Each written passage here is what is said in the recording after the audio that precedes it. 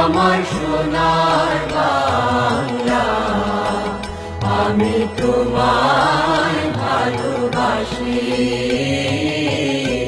চিরদিন তোমার আকাশ, চিরদিন তোমার আকাশ, তোমার বাতাস আমার প্রাণে।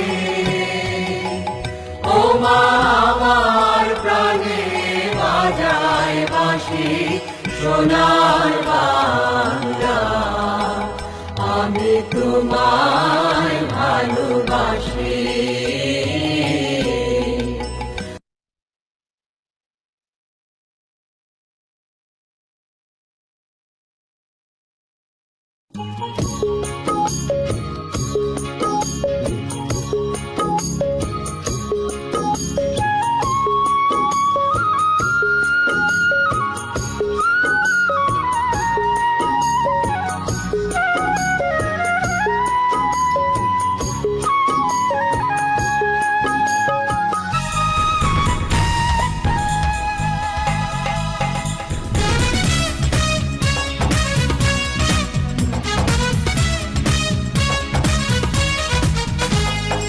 একাত্তরে শহীদ তোমরা, একাত্তরে শহীদ তোমরা।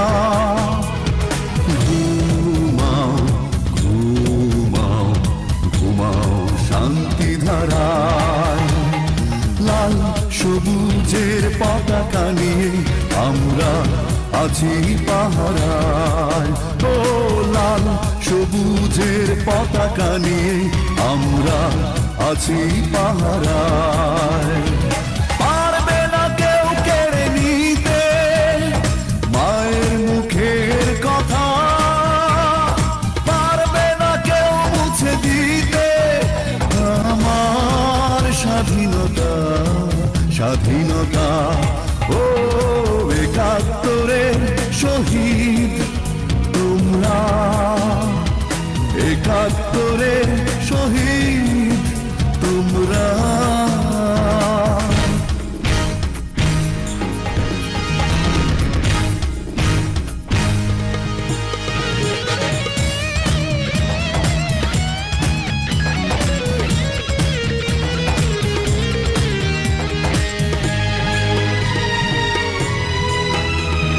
চাই না, চাই না তো আর কোনো মায়ের খালি বুক, চাই শুধু তার প্রিয় হাসি মুখ।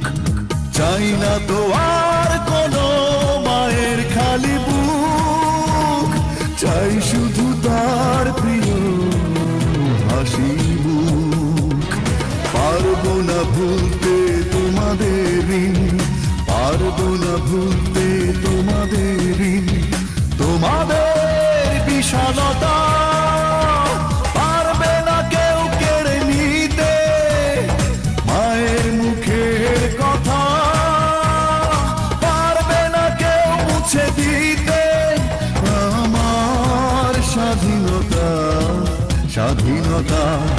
ও একাত্তরে শহীদ তোমরা, একাত্তরে শহীদ তোমরা।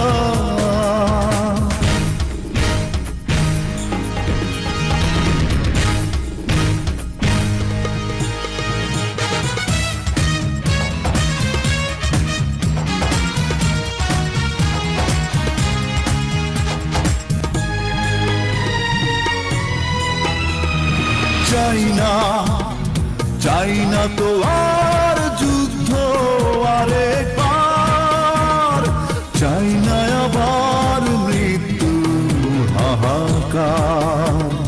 চাই না তো আর যুদ্ধ আরেকবার, চাই না আবার মৃত্যু হাহাকার। ধ্বনিত হবে যেন এই বাতাসে, ধ্বনিত হবে যেন এই বাতাসে তোমাদের অমরতা। পারবে না কেউ কেড়ে নিতে মায়ের মুখের কথা,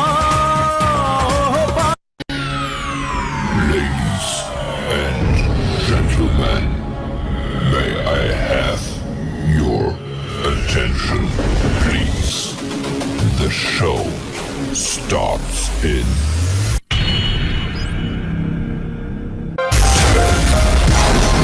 9, 8, 7, 6, 5, 4, 3, 2, 1, go.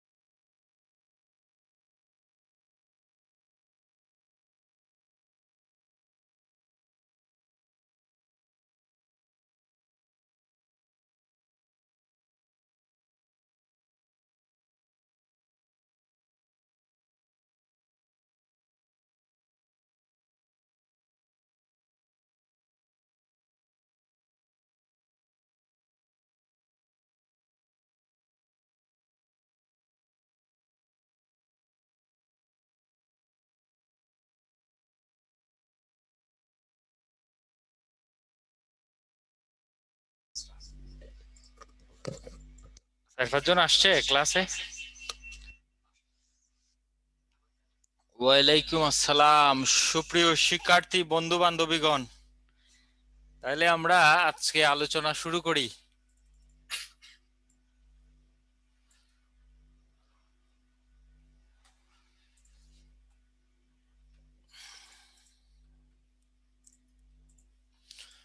শুনতে পাওয়া যাচ্ছে? ভালো আছি, তোমরা ভালো আছো?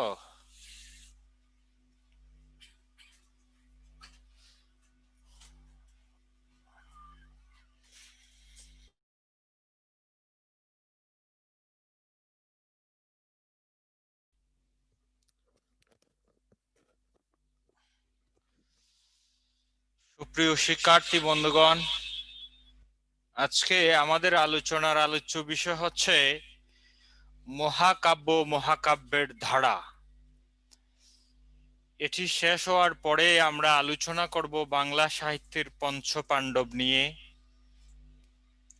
মহাকাব্য কাকে বলে আমরা স্লাইড রেডি করছি, আজকে মুখে কোনো কথা বলবো না, কিবোর্ডে টিপবো আর পড়াশোনা আসবে।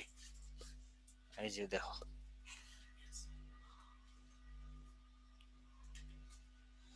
আজকে টপিকস গুলো দেখো কি পড়াবো। কি ব্যাপার?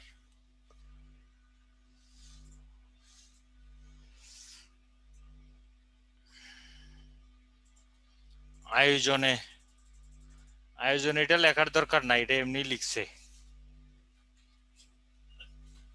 এটা তো লিখে লাভ নাই।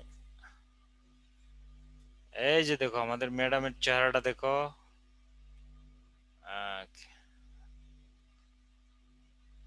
হ্যাঁ হ্যাঁ রে, এই যে দেখো আমি আসছি। কি রে ভাই আজকের কি?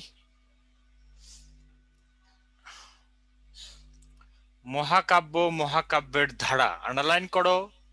মহাকাব্য, মহাকাব্যের ধারা।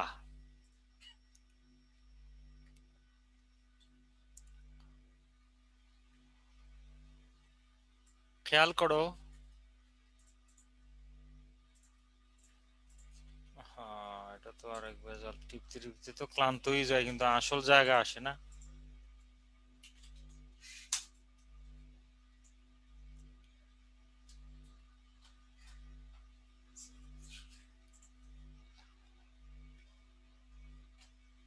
এই দেখো, স্বর্গ, মর্ত্য ও পাতাল পরিব্যাপ্ত লৌকিক, অলৌকিক, পৌরাণিক বিশালায়তন আখ্যানকেই মহাকাব্য বলে, অর্থাৎ বীর রসাত্মক আখ্যান কাব্যকে মহাকাব্য বলে। একটু লিখো, স্বর্গ, মর্ত্য ও পাতাল পরিব্যাপ্ত লৌকিক, অলৌকিক ও পৌরাণিক বিশালায়তন আখ্যানকে মহাকাব্য বলে, অর্থাৎ বীর রসাত্মক আখ্যান কাব্যকে মহাকাব্য বলে। মহাকাব্য প্রধানত দুই প্রকার, একটি হচ্ছে জাত মহাকাব্য আর একটি হচ্ছে সাহিত্যিক মহাকাব্য। তো তোমরা আগে মহাকাব্যটা কাকে বলে একটু লিখো। স্বর্গ, মর্ত্য ও পাতাল পরিব্যাপ্ত লৌকিক অলৌকিক পৌরাণিক বিশাল আয়তন আখ্যান আখ্যানকে মহাকাব্য বলে, অর্থাৎ বীররসাত্মক আখ্যান কাব্যকে মহাকাব্য বলে, একটু একটু লিখো। ওকে, একজনে বলছে যে স্যার এস এম আমিনুল হক, তোমাকে অসংখ্য ধন্যবাদ। উপমা ইসলাম লিখছে স্যার কেমন আছেন? আমি আছি, চলে আর কি, মোটামুটি চলে, যেমন আছি চলে, মন্দের ভালো।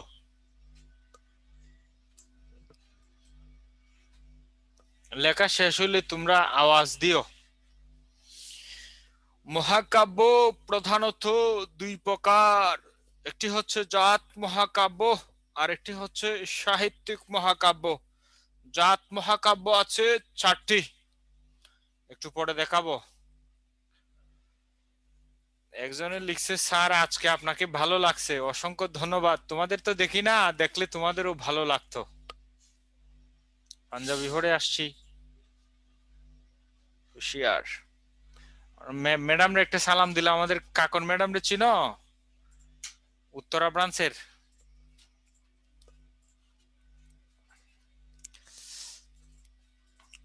ওকে, শেষ শেষ হইছে। লিখো মহাকাব্য প্রধানত দুই প্রকার। মহাকাব্য প্রধানত দুই প্রকার। 1 নম্বরে লিখো জাত মহাকাব্য। এই যে দেখো, 1 নম্বরে লিখো জাত মহাকাব্য। 2 নম্বরে লিখো সাহিত্যিক মহাকাব্য। জাত মহাকাব্য দুই প্রকার। 1 নম্বরে লিখো জাত মহাকাব্য, 2 নম্বরে লিখো সাহিত্যিক মহাকাব্য। জাত মহাকাব্য, সাহিত্যিক মহাকাব্য। কায়সার মৌকে দেখা যাচ্ছে, আর হলো মাহবুব মাদ্রাজি। লিখো জাত মহাকাব্য কাকে বলে। এই দেখো জাত মহাকাব্য।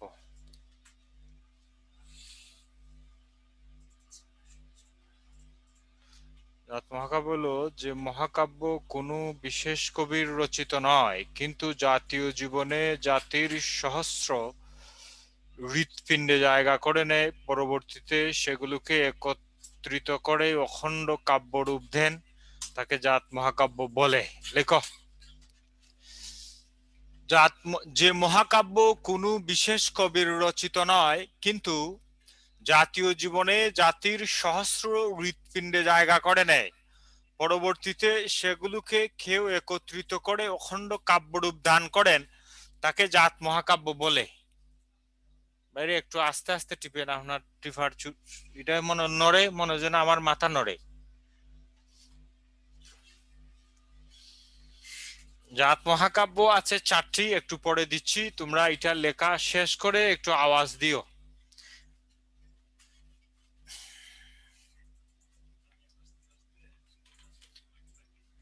সর্বনাশ।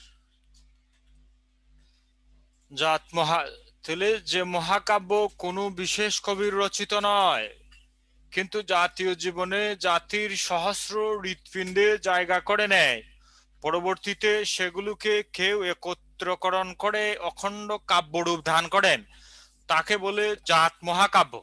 জাত মহাকাব্য আছে 4টি। জাত মহাকাব্য আছে 4টি।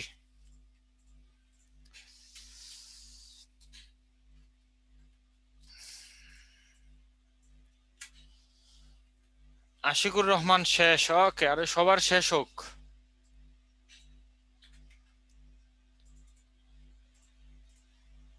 হবিগঞ্জের কেউ আসো? হবিগঞ্জের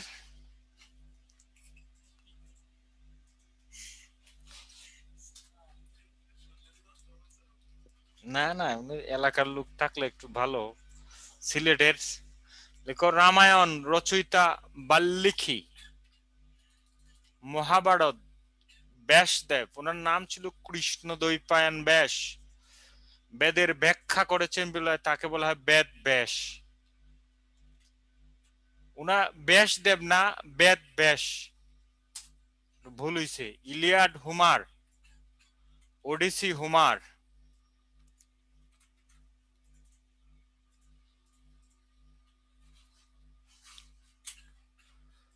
ওরে সুনামগঞ্জে লুকা আছে অভিজিৎ রায়।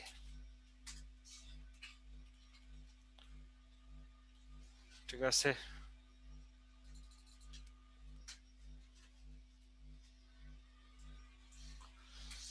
তাহলে পরীক্ষা যদি আসে জাত মহাকাব্য কতটি আছে, তাহলে তোমরা 4টি লিখবা। এই 4টির নাম একটু লিখে রাখো, খাতায় লিখবা। স্ক্রিনশট দিলে এগুলি আর লেখা হয় না। জীবনে আমি বহু স্ক্রিনশট দিছি, একটাও আর খাতায় আসে নাই। খাতায় লিখলে এটা তোমার সম্পদ হইয়া গেল। আর স্ক্রিনশট দিলে আজ না কাল, কাল না পরশু, সকালে না সন্ধ্যায়, শুক্রবার না মঙ্গলবারে লিখবো। আজ কাল পরশু শুক্রবার মঙ্গলবার সব চলিয়া যায়, মাগার আর খাতায় আসে না। আমার সাথে একমত পোষণ করেছে আশিকুর রহমান। আচ্ছা, আমাদের পারহানা সাইমান কি বলছে, আগের স্লাইডটা একটু দিতাম, আগের স্লাইডটা একটু দেই।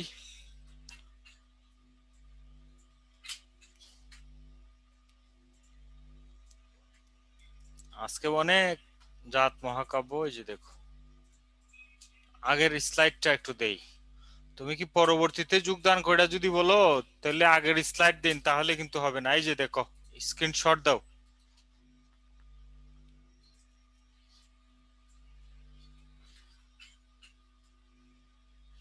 বেদ ব্যাস,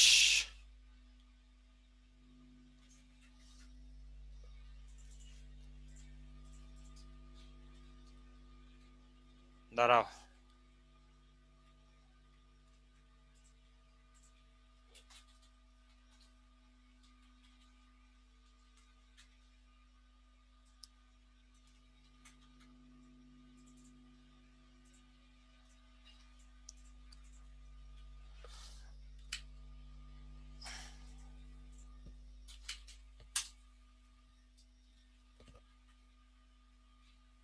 চান দেখো, রামায়ণ, বাল্মীকি, মহাভারত, বেদভেস, ইলিয়াড, হুমার, ওডিসি হুমার।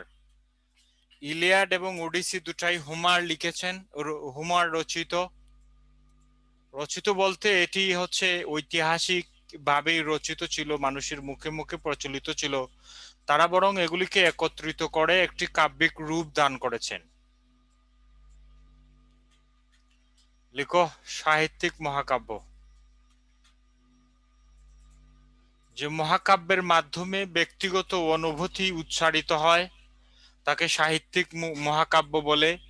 যেমন মিল্টনের প্যারাডাইস লস্ট, অর্থাৎ যে মহাকাব্যের মাধ্যমে একজন কবি কিংবা একজন সাহিত্যিকের ব্যক্তিগত ব্যক্তিগত অনুভূতি উচ্চারিত হয়, সে সকল মহাকাব্যকে বলে সাহিত্যিক মহাকাব্য। সাহিত্যিক মহাকাব্য যেগুলি প্রায়শই পরীক্ষায়, আমি বিভিন্ন চাকরির পরীক্ষাতে আসতে দেখেছি, এগুলির একটা স্লাইড আছে তোমাদের দিচ্ছি, এটা লেখা শেষ করো। লেখা শেষ হলে একটু আওয়াজ দিও। ওহো, মাহফুজ মারদাজি বলছে, স্যার বহুদিন পর আপনার সাথে। কেন এতদিন তুমি কোথায় ছিলে? আমি তো প্রায়শই এখানে আসি।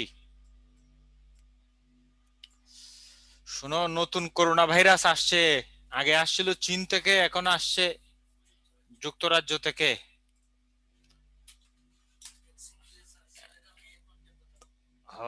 তাই নাকি? সর্বনাশ, ভ্যাকসিন নিলে নাকি ভয়েস চেঞ্জ হইয়া যাবে, ছেলে হয়ে যাবে মেয়ের ভয়েস, ভয়েস, আর মেয়ের ভয়েস হয়ে যাবে ছেলের ভয়েস। বলো, এটা মাইনা নেওয়া যায়? আমাদের মুন্না স্যার বলছে, এই তথ্যের সূত্রটা আমি জানি না।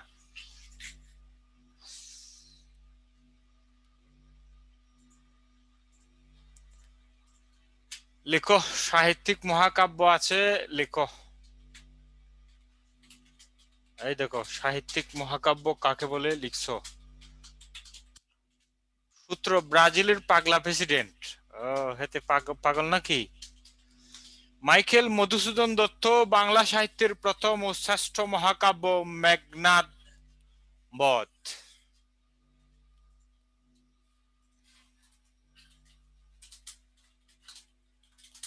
তবে সত্যি সত্যি যদি ভয়েস চেঞ্জ হইয়া যায় তাহলে আমি ভ্যাকসিন নিব না, ফ্রি দিলেও নিব না। আমি মহিলাদের মতো কথা বলিতে চাই না।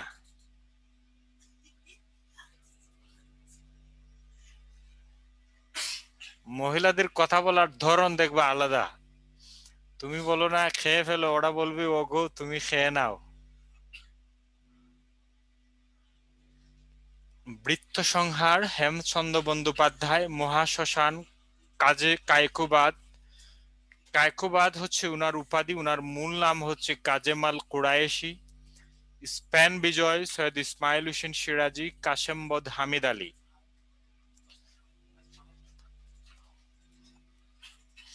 না, আমি পুরুষ হইয়া মহিলাদের মতো বাঁচিয়া থাকতে চাই না গো নাইমা। মরে গেলে গেছি, মরিতে তো হবেই। মরণের মতো এত সৌন্দর্য স্নিগ্ধ কিছু হতে পারে না। শুনুনি এই যে হুমায়ুন ফরিদির কথা, মরণকে ভয় পাইলে হবে না, এবং এটি তোমার কাছে আসবেই আসবে যতই ভয় পাও। লিখছে ডাক্তার সাহেব, লিখছে ডাক্তার সারোয়ার, লিখছে মহিলা হইলে সুবিধা, সব জায়গায় বেশি অধিকার। তা অবশ্য ঠিক, পুরুষ হিসাবে এই কথাটা অস্বীকার করার অধিকার আমার নেই। মহিলাদের আধ্যাত্মিক একটা পাওয়ার আছে। তাহলে একটু দেখো স্লাইড। মেঘনাদ বধ মাইকেল মধুসূদন দত্ত বাংলা সাহিত্যের প্রথম ও শ্রেষ্ঠ মহাকাব্য। আচ্ছা, আমি একটু সাইটে গেছি। বৃত্তসংহার হেমচন্দ্র বন্দ্যোপাধ্যায়, মহাশ্মশান কায়কোবাদ, স্পেন বিজয় সৈয়দ ইসমাইল হোসেন সিরাজি, কাশেমবদ হামিদ আলী, পৃথ্বীরাজ, এটা কি ভুল হইলো না, পৃথ্বীরাজ থ থয়ের ট্যাঙ্গে ভ দীর্ঘিকার, পৃথ্বীরাজ ও শিবাজি, এটি দুটি, যোগেন্দ্রনাথ।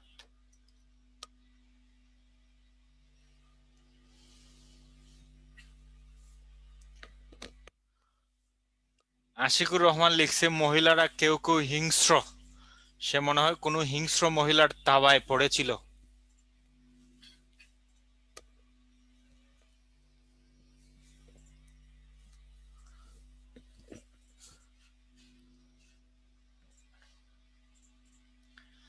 লেখা শেষ হইছে, শেষ হইছে, যোগেন্দ্রনাথ পর্যন্ত আসতে পেরেছ আশিক?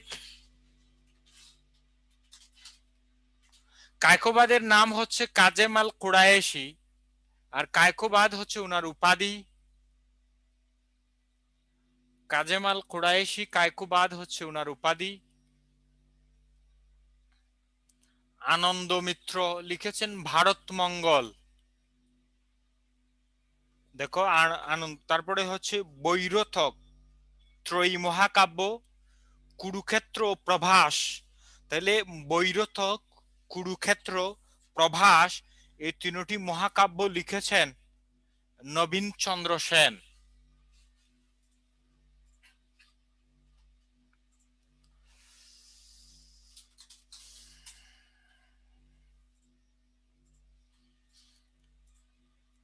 লেখা শেষ হইলে তোমাদেরকে আমি আমার একটা দুঃখের ঘটনা শোনাবো, তারপরে আমরা যাব বাংলা সাহিত্যের পঞ্চ পাণ্ডবের কাছে।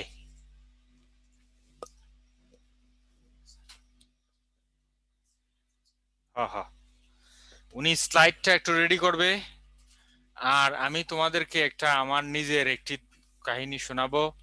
অবশ্যই এটা দরকারি কাহিনী, বৈরতক হবে।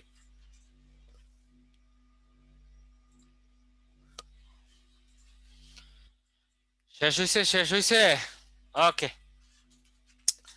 তাহলে শুনো, আমাদের জুবাইর ভাই স্লাইডটা চেঞ্জ করো, আর এই পাকে একটা ঘটনা বলি। কিছুদিন আগে ক্লাস শেষ করে আমার বাসা তখন উত্তরাতে, আমি বাসে উঠেছি, পাবলিক বাসে চলাচল করি আমি, আমার নিজের কোনো গাড়ি নাই। তো যাচ্ছি যাচ্ছি যাচ্ছি, এই এখানে এখান থেকে গাড়ি উঠলাম ফার্ম গেট থেকে। গাড়িতে আমার একটা অভ্যাস হইলো, গাড়িতে বা বিভিন্ন জায়গায় সময় লস না করে ভাবলাম ঢাকা শহরে যে ট্রাফিক জ্যাম হয়, প্রতিদিন যেতে 2 ঘন্টা আসতে 2 ঘন্টা, আমার অফিসও অনেক দূরে। তো এভাবে হিসাব করলাম আমার মাসে কত ঘন্টা যায়, বছরে কত ঘন্টা যায়, হিসাব করে দেখলাম আমার বয়স যদি 65 বছর পর্যন্ত বাঁচি আর ঢাকা শহরে বসবাস করি, তাতে আমার ধরতে হবে আমি 60 বছর বেঁচেছি, 5 বছর আমার ট্রাফিক জ্যামে চলে যায়। তখন আমি সিদ্ধান্ত নিলাম যে এক কাজ করলে কেমন হয়, গাড়িতে বসিয়া বসিয়া পড়াশোনা করিলে কেমন হয়। আমি একটা বই হুমায়ুন আহমেদের নিলাম, যেই কথা সেই কাজ। বলাকা পরিবহনে উঠিয়া পড়লাম। উঠে হুমায়ুন আহমেদের সবাই গেছে বনে উপন্যাস পড়িতেছি, আমেরিকার বিভিন্ন স্টেটের কাহিনী পড়িতেছি। কত যে ভালো লাগিতেছে। রাত উঠেছিলাম রাত 8 ঘটিকায়, 8টা, সাড়ে 8টা, 9টার কাছাকাছি সময়ে। আচ্ছা, আগের স্লাইড একটু পড়ে দিচ্ছি, শুনো। তারপরে উঠলাম, উঠে উপন্যাস পড়া আরম্ভ করিয়া দিলাম। ভালো লাগিতেছে, পড়িতেছি, ভালো লাগিতেছে, পড়িতেছি। হঠাৎ করে উত্তর 8 নম্বর সেক্টরের বাসা তো, আমি আব্দুল্লাহপুর নেমে পায়ে হেঁটে যেতে পারি। হঠাৎ করে গাড়ির হেল্পার বলতেছে নামেন নামেন নামেন, আর গাড়ি এসে গেছে। আমি বললাম কি ব্যাপার, আব্দুল্লাহপুর কি আসছে? কয় কিসের আব্দুল্লাহপুর? গাজীপুর চৌরাস্তা। আমি বললাম আমি যে আপনারে তাকায় দেখি রাত বাজে তখন 11টা, আমার প্রায় 10টা, সাড়ে 9টার সময় আব্দুল্লাহপুর নামিবার কথা ছিল, কিন্তু আমি পড়াশোনার নেশায় এই পড়তেছি যে আর খেয়াল নাই, আমার গাজীপুর চৌরাস্তা নিয়ে চলে গেছে। হেল্পারে বললাম যে ভাই তোমার কি কোনো দায়িত্ব নাই? তোমারে যে আমি 40 টাকা ভাড়া দিলাম এবং বলিলাম আমাকে আব্দুল্লাহপুর নামায়া দিতে হবে, তুমি আমার গাজীপুর চৌরাস্তা নিয়ে আসলা। সে বলতেছে আপনার কি কোনো দায়িত্ব নাই? আমি 3বার মাখরাজ সুরে সুরে বলছি আব্দুল্লাহপুর আব্দুল্লাহপুর, আপনার নামলেন না, বই পড়তেছেন বই পড়তেছেন। বললাম ঠিক আছে, তোমারও ভুল হইছে আমারও ভুল হইছে, তো আমার আবার গাজীপুর থেকে আব্দুল্লাহপুর যাওয়ার ভাড়াটা দিয়ে দাও। সে বলে আপনারও ভুল হইছে আমারও ভুল হইছে, আপনি আব্দুল্লাহপুরের ভাড়া দিয়ে গাজীপুর চলে আসছেন, আপনি ভাড়াটা দেন। পরে দেখলাম যে তার সাথে কথা বলি আমার আরো সমস্যা। আমি আবার সেই গাড়িতে 11:30টার সময় আবার সেই, পরের দিন আমার অফিস, শনিবার ছিল সেদিন, রবিবারে অফিস। আবার আসিলাম, আসিবার ফিরিয়া আসিবার সময় আর বই পড়িতে মনে চাহিল না। চাইলে কিন্তু বই পড়া যেত, মনের দুঃখে আর পড়িলাম না। যখন ফিরিয়া আবার উত্তরাতে আসিলাম রাত তখন প্রায় 1 ঘটিকা। আমার জন হিন্নিরে একলা একলা ফিরিয়া সিঁড়ি বাইয়া বাইয়া 6 তলায় উঠিয়া দরজা খুলিয়া সেদিন আর রাঁধিতে ইচ্ছা করিল না। সকালের বাসি ব্যঞ্জন যা ছিল উনন ধরাইয়া তা সেকিয়া আহার কার্য সমাধা করিতে করিতে ভাবিলাম আমি তো কেবল মন লইয়া আছি। যাই হোক, তার আমার বাসার আমার জানালার পাশে একটা লেবু গাছ আছে, এটি খুব ছোট, তারে কিশোর অবস্থায় আনছিলাম। সে এখন বেশ বড় হয়েছে, জৈবনে পড়বে, কিছুদিন পরে লেবু দিবে। তো তার গোড়ালিতে আমি সকাল সন্ধ্যা জল ঢালি। এদিন তো রাত অনেক হয়ে গেছে, রাত প্রায় 1টারও বেশি। সেই দিন আমি প্রতিদিন রাত্রে 8 ঘটিকায় জল ঢালি তার গোড়ালিতে। আজকে তো রাত অনেক হয়ে গেছে, তো রাত 1 ঘটিকায় তার গোড়ালিতে জল ঢালিতে ঢালিতে অভিমানে আমার লেবু গাছকে বলিলাম, ওরে লেবু গাছ, আমার জন হিন্নিরে কেবল তোর প্রাণ আছে। বুদ্ধদেব বসু বলছে গাছেরও প্রাণ আছে। আমি যে রাত 8 ঘটিকায় নিরে ফিরিবার কথা, ফিরিলাম না, 9 ঘটিকায় ফিরিলাম না, 10 ঘটিকায় ফিরিলাম না, 12 ঘটিকায় ফিরিলাম না, তুই তো একটা বারও আমার খবর লইলি না। যাই হোক, পরে বেশি ভাবতে ভাবতে ঘুমায় গেছি। পরের দিন আমার আবার অফিস ছিল। তোমাদের এটা বললাম, গাড়িতে কোনো কিছু পড়লে একটু একনিষ্ঠ ভাবে পড়ো না, আবার উল্টা পাল্টা রাস্তা নিয়ে চলে যাবে। মেয়েদের হইলে তো আরো সাবধানে থাকবা। একজনে লিখছে আমার বাড়ি কোথায়, আমার বাড়ি গ্রামে। ঠিক আছে, আচ্ছা আচ্ছা, কি আসবো হইছে?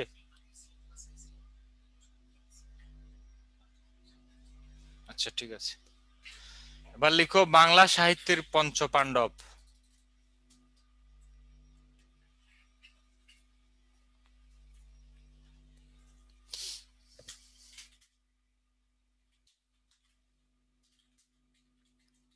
শোনো, এরকম বহু সমস্যায় আমি পড়ি, এরকম বহু সমস্যায় আমি মাঝে মধ্যে পড়ে যাই। একবার মুন্সিগঞ্জে একবার মুন্সিগঞ্জে গেলাম, আমার বাসার এসিটারে ছেড়ে চলে গেছি মুন্সিগঞ্জে। দুদিন ক্লাস নিয়ে আইসা দেখি যেদিকে হাত দেয় এদিকে পানি, বালিশের ভিতর থেকে পানি বের হয়, তারপরে এই কম্বলের নিচ থেকে পানি বের হয়, যেদিকে টিপি এদিকে পানি। ওকে দেখো,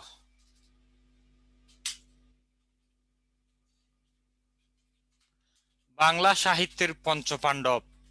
এক নম্বরে লিখো জীবনানন্দ দাশ, দুই নম্বরে লিখো সুধীন্দ্রনাথ দত্ত, তিন নম্বরে লিখো অমিয় চক্রবর্তী, চার নম্বরে লিখো বুদ্ধদেব বসু, পাঁচ নম্বরে লিখো বিষ্ণুদেব।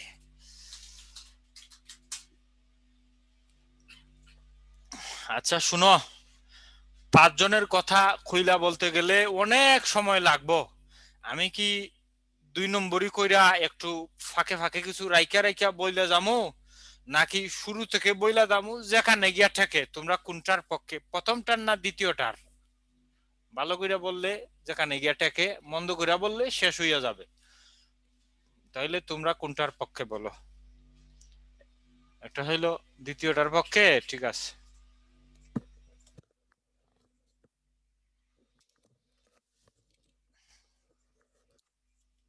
শুনো, মাল যদি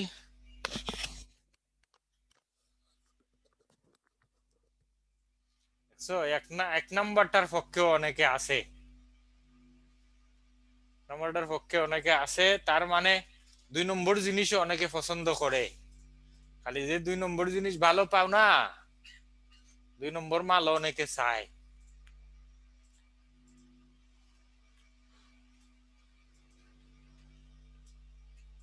প্রথমটাতে মাল বেশি পাইবা তবে দুই নম্বর, দ্বিতীয়টাতে মাল কম পাইবা একদম খাঁটি। এই লেখো জীবনানন্দ দাশ।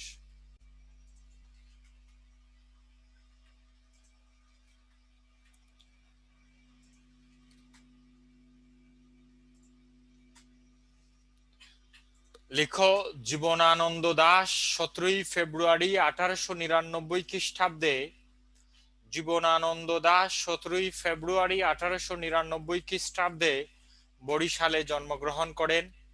তার আদি নিবাস গাউপাড়া বিক্রমপুরে। তার পিতা বিক্রমপুর এখানে মুন্সিগঞ্জ, মুন্সিগঞ্জ। তার পিতার নাম সত্যেন্দ্র দাশগুপ্ত, মাতা বিখ্যাত কবি কুসুম কুমারী দাস। 14ই অক্টোবর 1954 খ্রিস্টাব্দে কলকাতায় বালিগঞ্জে এক ট্রাম দুর্ঘটনায় তিনি মারা যান। 12ই ফেব্রুয়ারি 1954 খ্রিস্টাব্দে কলকাতার একটি হাসপাতালে।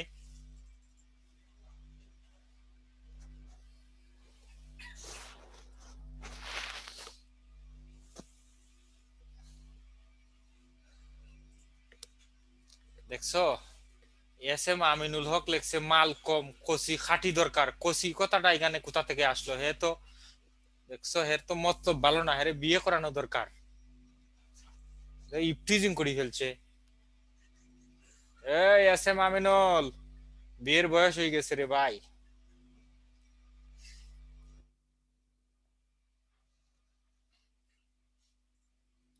ও, কচি মানে ইম্পর্টেন্ট, তাইলে ঠিক আছে, তাইলে ঠিক আছে।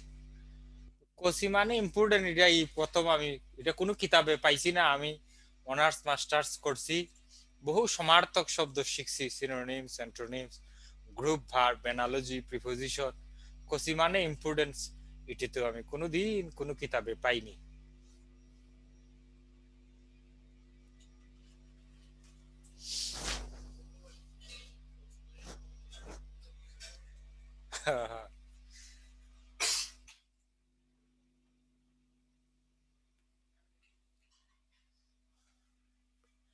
এস এম আমিনুল, তুমি একটু সামনে আসো দেখি।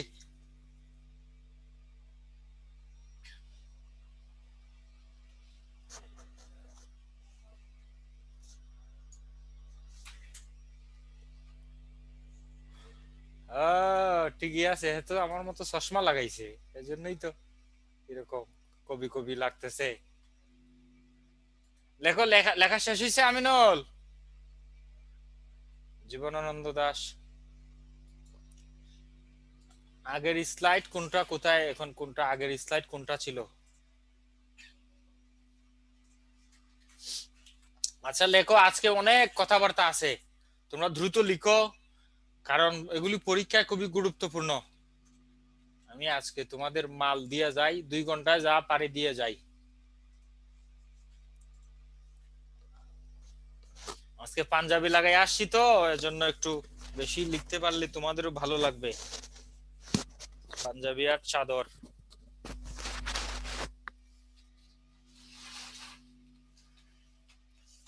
লেখা শেষ হইছে? শেষ হইছে? মিশেল, মিশেল ওবামা। ওকে,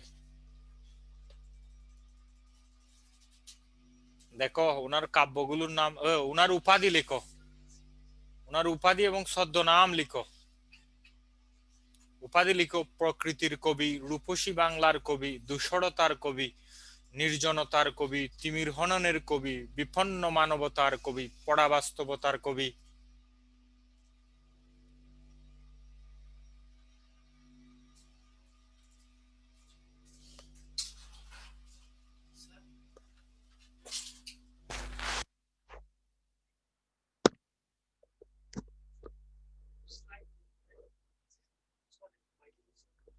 ট্রাম্প, ট্রাম্প, ট্রাক না। শোনো, উনি এমন একজন কবি সাহিত্যিক, অনেক কিছু লিখেছেন, কিন্তু বাঁচিয়া থাকিতে কোনো কিছু প্রকাশিত হয়নি। উনি প্রকাশ করে যাননি, এজন্য ওনাকে বলা হয় নির্জনতার কবি। আমরা তো একটা কবিতা লিখে ফেসবুকে আপলোড দিয়ে ফেলি, যে এটা আমি লিখছি গতকালকে। নিজের পক্ষে কথা বলার জন্য আমরা অস্থির।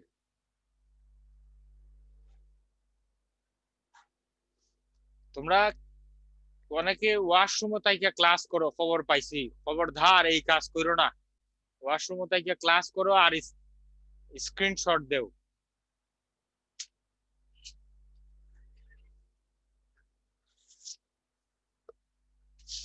ওয়াশরুমে থেকে ক্লাস করলে এই ক্লাস পরীক্ষা কমন পড়লেও পারবা না।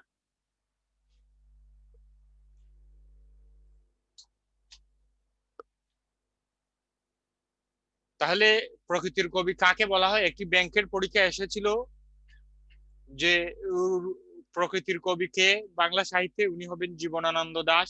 রূপসী বাংলার কবিকে জীবনানন্দ দাশ, দুষ্করতার কবিকে জীবনানন্দ দাশ, নির্জনতার কবিকে জীবনানন্দ দাশ, তিমির হননের কবিকে জীবনানন্দ দাশ, বিপন্ন মানবতার কবিকে জীবনানন্দ দাশ। তোমাদেরকে বলেছি 2007 সালে বরিশালের কয়েকটি সংগঠন, এই যে বরিশালের কয়েকটি সংগঠন উনার নামে একটি সাহিত্য পুরস্কার প্রবর্তন করেছে। এটি হচ্ছে জীবনানন্দ দাশ সাহিত্য পুরস্কার। এটি 2007 সালে প্রবর্তিত হয়। এটি বরিশালের কয়েকটি সংগঠন করেছে। বরিশাল বুঝো? বরিশাল মনু। ছদ্মনাম হইল সিং কালপুরুষ।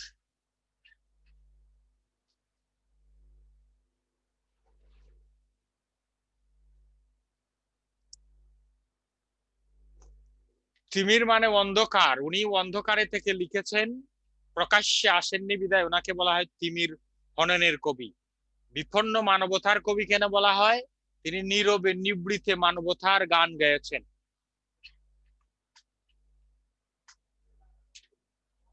এস এম আমিনুল হক, আশা করি বুঝতে পেরেছ। সিং কালপুরুষ লিখছো? লিখছো? এটা তো আগের ক্লাসও বলছি। আমি কি সামনে বাড়ার অনুমতি পাইবার পারি? তোমাদের অনুমতি নিয়ে আমি সব করব। এই 2 ঘন্টা তোমরা যা বলো তাই করব। যদি বলো যে স্যার আমার খাতায় লিখে দেন, সেটাও করব। দেখো, সাহিত্য কর্ম।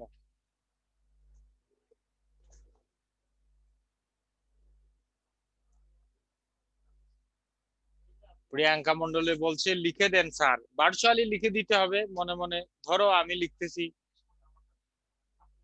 কল্পনায় আর কি লিখে দিব, কল্পনায় কল্পনায় আমরা কত কিছু করি, মাঝে মধ্যে কক্সবাজার যাই, হানিমুন করি, বিয়ে না করেও বিয়ে শাদী করি, কল্পনায় তো অনেক কিছুই করা যায়। কাব্যগ্রন্থ লিখো বনলতা সেন। কাল্পনিক এমন একটি শক্তি যে শক্তিতে তুমি অনেক কিছু করতে পারো। ঐশ্বরিয়া রায়কেও বিয়ে করতে পারো। ঝরা পালক প্রথম কাব্যগ্রন্থ, ধূসর পাণ্ডুলিপি, মহাপৃথিবী।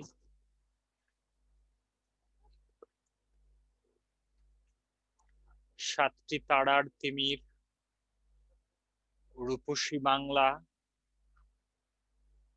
বেলা অবেলা কাল বেলা।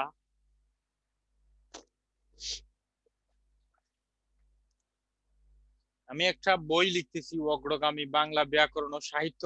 এটার একটা পেজ আছে, তোমরা এটা একটু লাইক টিক দিও তো। জীবনে তো বহুবার ক্যাটরিনা কাইফে লাইক দিছো, আমার বইটা একটু দিও, অগ্রগামী বাংলা ব্যাকরণ ও সাহিত্য।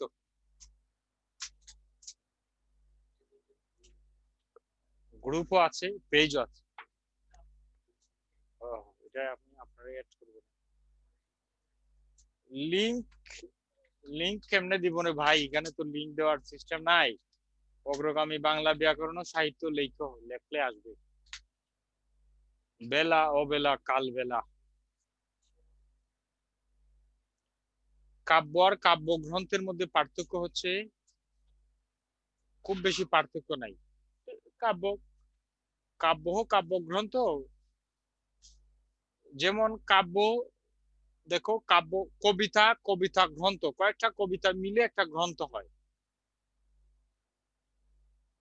ঠিক তেমনি ভাবে তুমি যদি তাকাও রবীন্দ্রনাথের মানসী মহুয়া, শ্যামলী, সোনার তরী, সানাই, নবজাতক জন্মদিন, চিত্রা, চৈতালি, পৌরবী, পুনশ্চ, পত্রপট, শেষ লেখা, বনফুল, করিয় কমল, রূপসজ্জা, আরোগ্য, সন্ধ্যা সঙ্গীত, প্রভাত সঙ্গীত, সঞ্চয়িতা, গীতাঞ্জলি, স্মরণ, এই যে কাব্যগুলো কয়েকটা মিলে একটা গ্রন্থ হতে পারে। সামনে বাড়ার অনুমতি পাইবার পারি?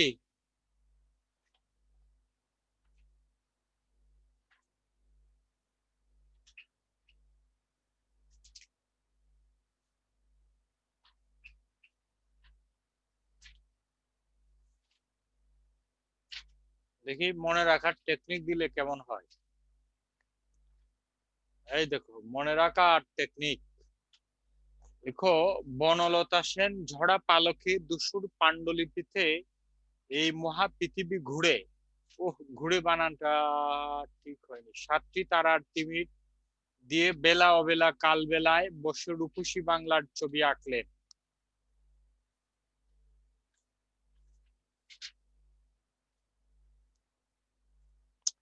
সময় থাকলে লাস্টে ব্যাখ্যা দিব না, একটু একটু করে বলবো। বনলতা সেনের কথা যদি একটু বলি,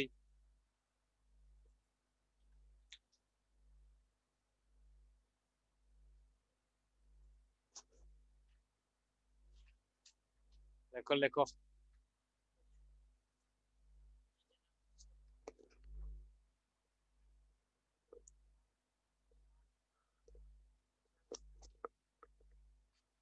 লেখো।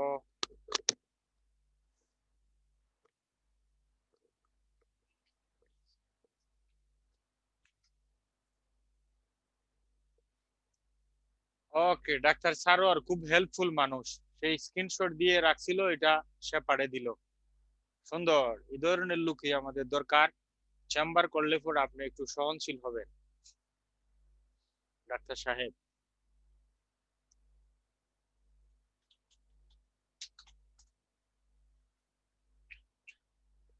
আমার মাথার চুল পড়ে যায়। শোনো, তোমরা অনেকে ডাক্তার আছো, দুঃখের কথাটা বলি। একজনে আমারে বললো স্কয়ার হাসপাতালে যান, আমি গেলাম। তিনি আমারে পরীক্ষা নিরীক্ষা করে 8,000 টাকার ওষুধ দিলেন। আমার 8,000 টাকা ছিল না, 7,000 টাকার ওষুধ নিয়ে আসছি, কিছু কম। আইনা যত স্প্রে করি, যত ওষুধ খাই, চুল আরো পড়ে আরো পড়ে। 15 দিন পর দেখলাম চুলের পড়ার গতি আরো বাড়তেছে। পরে ডাক্তার সাহেবের কাছে কল দিলাম, উনি আমারে আভাসে ইঙ্গিতে বুঝাইলো চুল যা পড়ার তা পড়বেই। হইল কোনো কথা?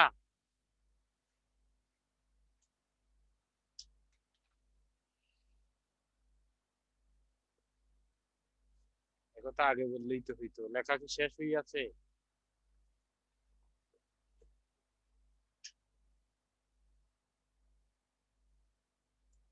ওকে, প্রিয়াঙ্কা মন্ডলের দেখা গেছে।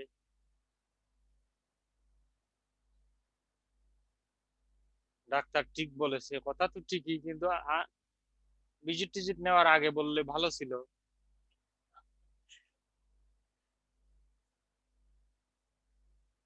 কবিতা লিখো, ওনার বিখ্যাত কয়েকটি কবিতা ঘুরে ফিরে পরীক্ষায় আসে।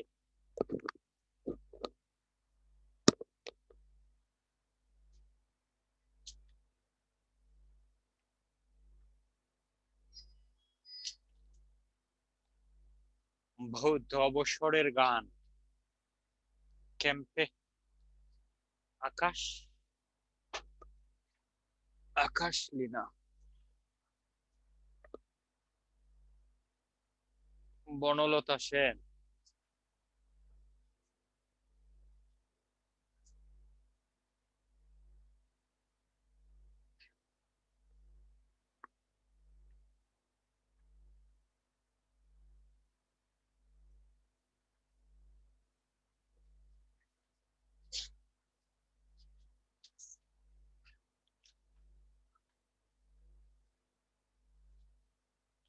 বনলতা সেন মূলত একটি নারীকে নিয়ে, একটি মেয়েকে নিয়ে লেখা ওনার কবিতা, সেজন্য নাটোরের বনলতা সেন। এটি কবি সাহিত্যিকরা সাধারণত সাহিত্যিক হওয়ার পিছনে দেখবা তুমি নারীদেরকে নিয়ে তুমি লিখতে পারো। পুরুষ যদি হও, নারীর চোখ নিয়ে তুমি একটা কবিতা লিখতে পারবা, চুল নিয়ে লিখতে পারবা। তোমার ভিতরে যদি সৃজনশীলতা থাকে তাহলে নারীর চোখ, নারীর চুল, নারীর হাঁটা এগুলি নিয়ে তুমি লিখতে পারবা। তিনিও একটি নারীর বর্ণনা দিয়ে এটা তিনি লিখেছেন।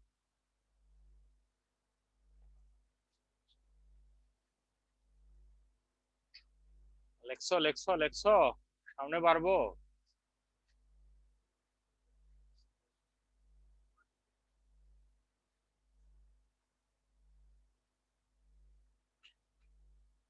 লেখো, ওনার প্রবন্ধ গ্রন্থ আছে, তবে খুব কম। আগে উপন্যাসগুলো লিখে নাও। জলপাইহাটি, সতীর্থ।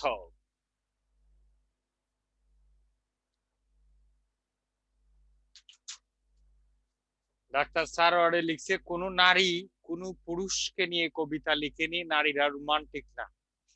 আরে নারীরা চুল নাড়া দেওয়াই তো রোমান্টিকতা, ওরা লিখবে কেন? নারীর রোমান্টিকতা খুঁজিয়া নিতে হয়, তবে লিখেছে, অনেকে লিখেছে, কম আর কি।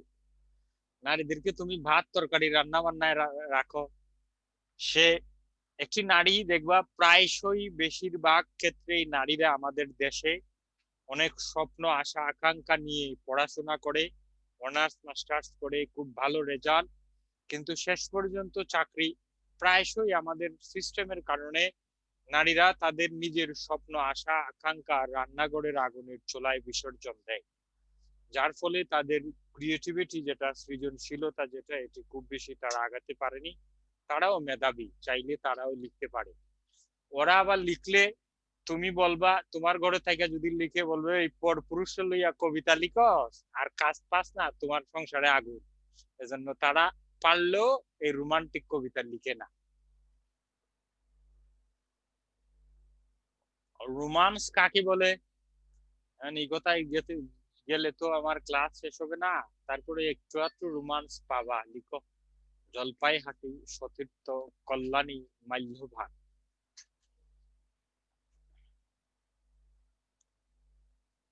শুনো, রোমান্স কাকে বলে এটা আগে একটু লিখো। বিভা।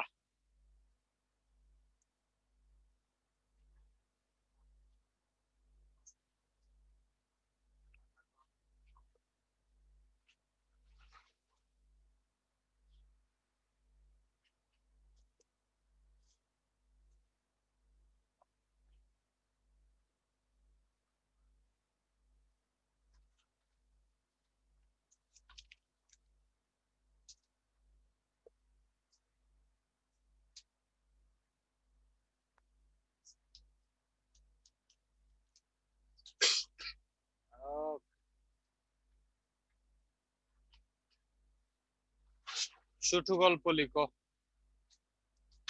ওরে সুমাইয়া তুলি বলতেছে আবার দিতাম।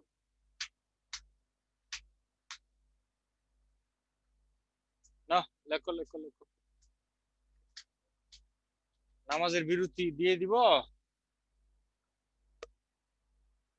আর একটু পর। 5 ওয়াক্ত নামাজ কালাম পড়ো।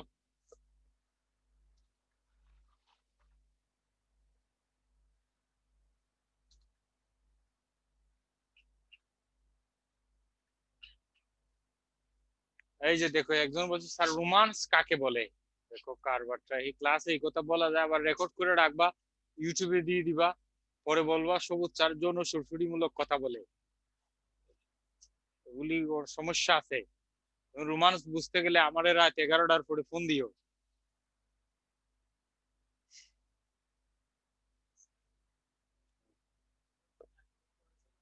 হ্যাঁ হ্যাঁ,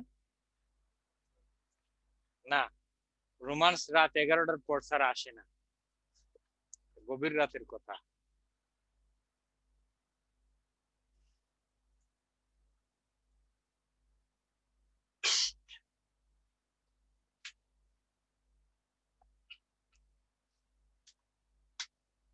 বনলতা সেন বলে কেউ থাকতে হয় না।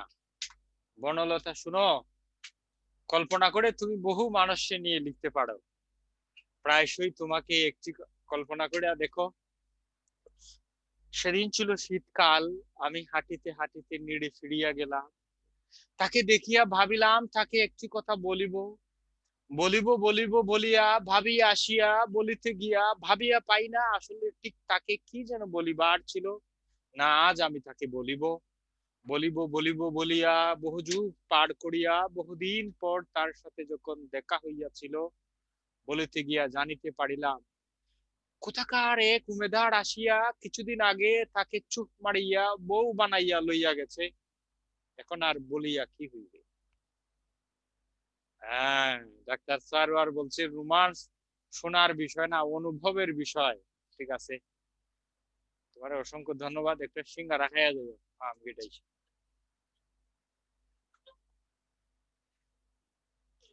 প্রবন্ধ লিখো, কবিতার কথা।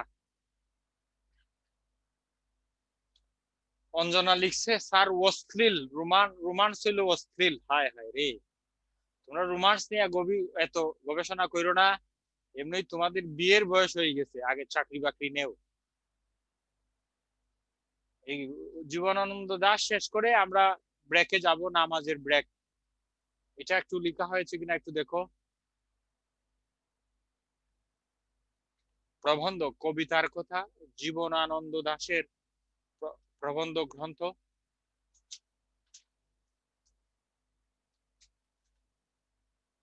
এই যে প্রবন্ধ আবার দিলাম,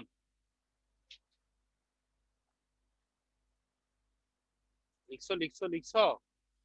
শোনো, 54-তে কবিতা, 54 না 54-তে মারা গেছে, এটা প্রকাশিত হয়েছে 57 সালে। শোনো, এগুলি হচ্ছে প্রকাশিত সালটা আমি দিয়েছি, আশা করি বুঝতে পেরেছো। লেখা শেষ হয়েছে, লেখা শেষ হয়েছে। শারমিন আক্তার, আশিকুর রহমান, প্রিয়াঙ্কা মন্ডল। ওকে,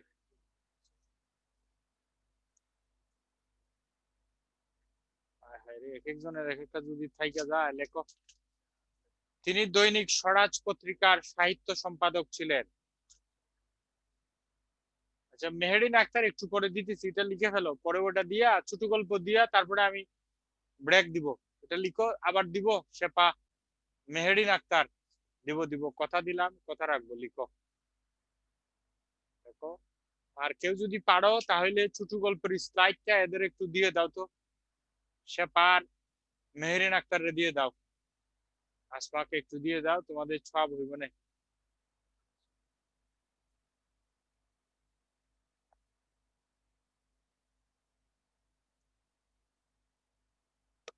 দেখো, রবীন্দ্রনাথ ঠাকুর তার কবিতাকে চিত্ররূপময় কবিতা বলেছেন।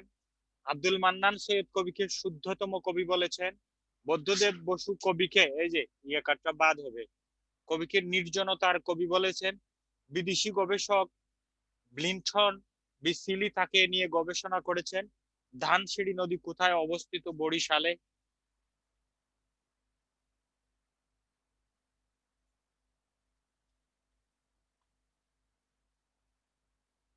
লিখো। জীবনানন্দ দাশ প্রধানত প্রকৃতির কবি। আবার আসিব ফিরে কাব্যটির, এই বানানটা ভুল হয়েছে, কাব্যটির রচয়িতা জীবনানন্দ দাশ। এগুলি তোমরা স্ক্রিনশট দিয়ে রাইখা কাউকে বইল না যে উনি কাব্য বানান ভুল করছে, এটি টাইপিং মিস্টেক। রূপসী বাংলা গ্রন্থটি রচনা করেছেন জীবনানন্দ দাশ। সুরঞ্জনা ওখানে যেও নাকো তুমি, উক্তিটি জীবনানন্দ দাশের। অঞ্জনা তুমি ফিরে এসো, উক্তিটি হচ্ছে শিল্পী মনির খানের। এদিন ফেসবুকে দেখলাম তার বউ কত সুন্দর, এই সুন্দর বউ রাইখে হ্যাঁ খালি বারবার অঞ্জনার গান গায়, দেখে আমি মাইনা নিতে পারি নাই।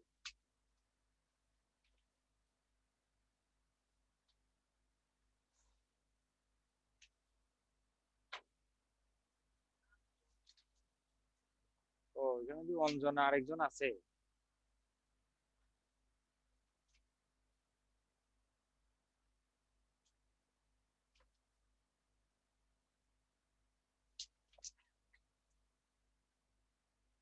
ক্লাস কি শেষ করে দিব না নামাজের পরে আবার আরম্ভ করব? নামাজের ওরা বলুক।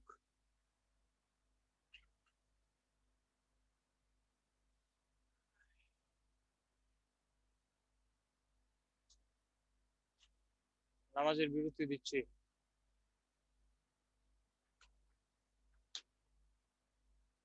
আচ্ছা আচ্ছা, নামাজের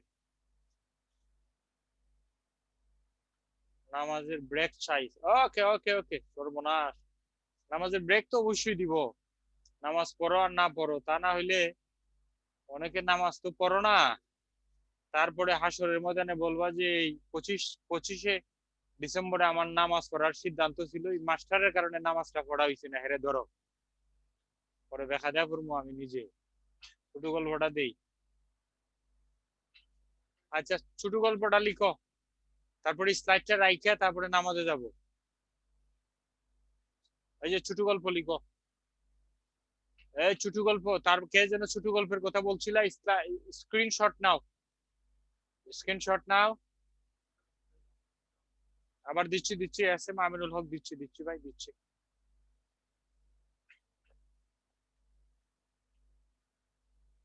তাহলে আমরা 10-15 মিনিটের বিরতি, নামাজের বিরতি। চাইয়া চাইয়া দেখো, দেখা দেখা লেখো ভাই। নামাজের বিরতি।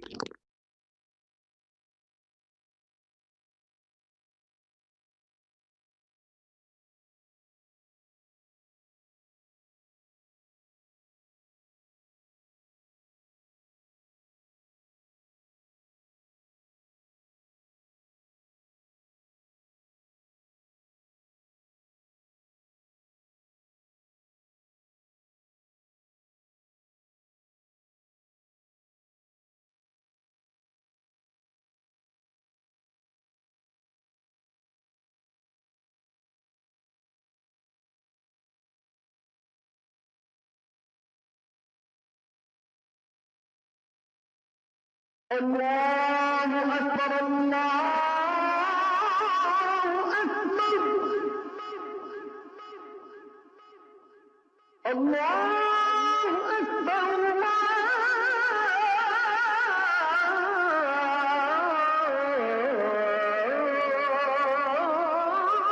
أكبر أشهد أن لا إله إلا الله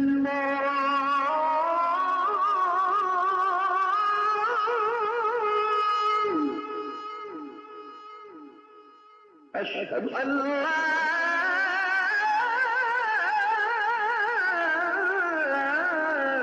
إله إلا الله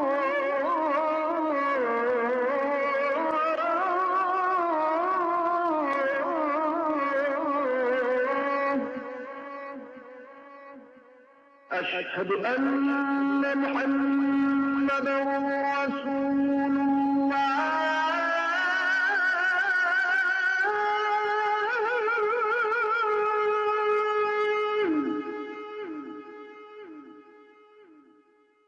أشهد أن محمدا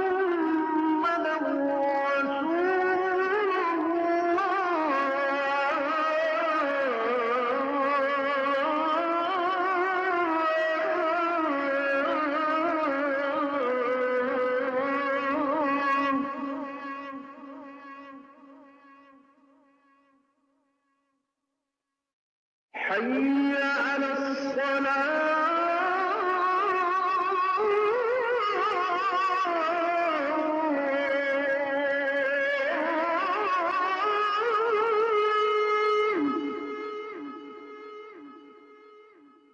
حي على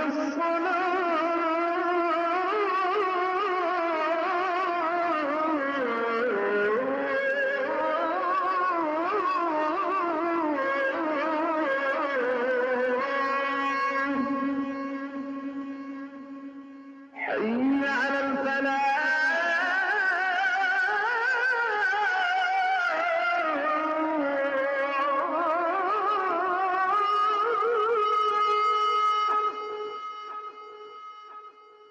حي على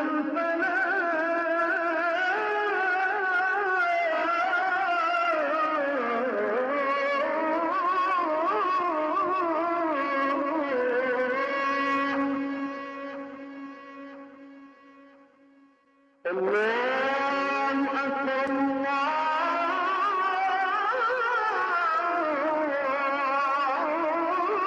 أكبر لا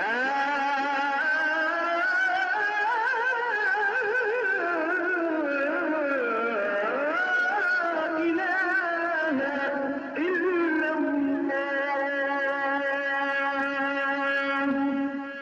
اللهم رب هذه الدعوة التامة والصلاة القائمة آت محمدا الوسيلة والفضيلة والدرجة الرفيعة وابعثه مقاما محمودا الذي وعدته وارزقنا شفاعته يوم القيامة إنك لا تخلف الميعاد. بسم الله الرحمن الرحيم لا أقسم بيوم القيامة ولا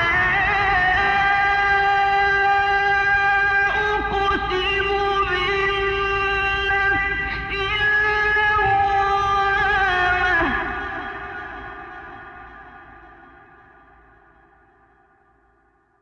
أيحسب الإنسان أن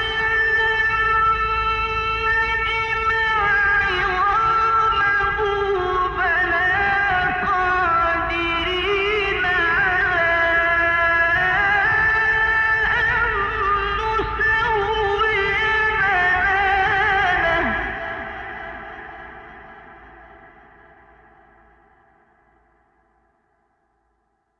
بسم الله الرحمن الرحيم لا أقسم بيوم القيامة ولا أقسم بالنفس اللوامة أيحسب الإنسان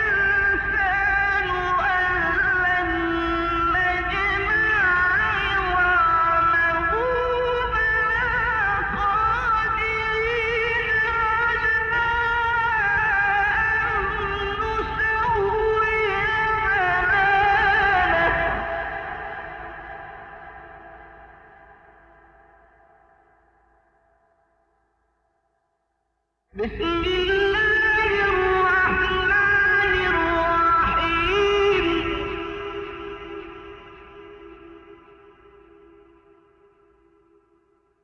لا أقسم بيوم القيامة ولا أقسم بالنفس اللوامة أيحسب الإنسان أن لن نجمع عظامه بلى قادرين على أن نسوي بنانه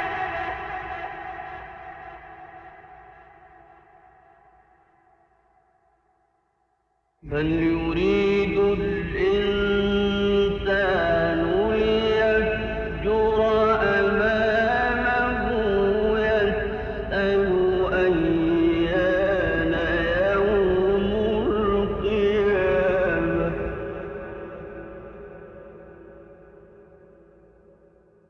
فإذا برق البصر وخسف القمر وجمع الشمس والقمر يقول الإنسان يومئذ أين المفر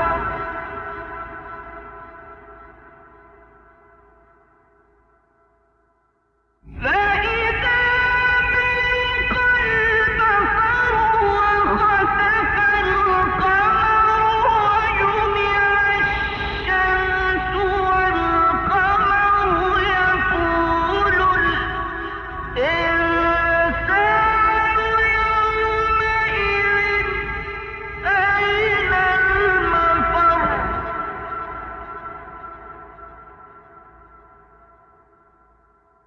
فإذا برق البصر وخسف القمر وجمع الشمس والقمر يقول الإنسان يومئذ أين المفر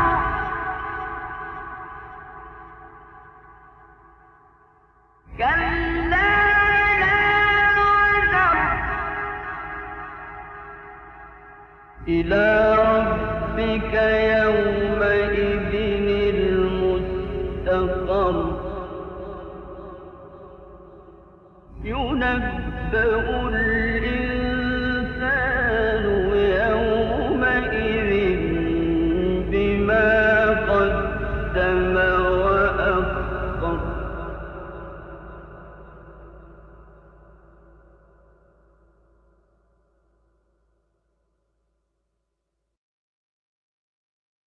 আজানের ধ্বনি যদি বাজে অন্তরে বসে থাকা যায় কিন্তু বসে থাকা যায় আজানের ধ্বনি যদি বাজে অন্তরে বসে থাকা যায় কিন্তু বসে থাকা যায় আজানের ধ্বনি যদি বাজে অন্তরে বসে থাকা যায় কিন্তু বসে থাকা যায় ও তার প্রেমে যেন এমন হারা আজানের ধ্বনি যদি বাজে অন্তরে বসে থাকা যায় কি বসে থাকা যায় আজানের ধ্বনি যদি বাজে অন্তরে বসে থাকা যায় কি বসে থাকা যায় এ ডাক মেরে যেন ভালোবাসা আল্লাহর সাথে তার প্রিয় বান্দা এ ডাক মেরে যেন ভালোবাসা আল্লাহর সাথে তার প্রিয় বান্দা এ ডাক মেরে যেন ভালোবাসা আল্লাহর সাথে তার প্রিয় বান্দা কি মধুর এই প্রেম কি যে সুন্দর কি মধুর এই প্রেম কি যে সুন্দর সেই প্রেমে সাড়া দিতে মন ছুটে যায় খোদার প্রেমে যেন এমন হারা আজানের ধ্বনি যদি বাজে অন্তরে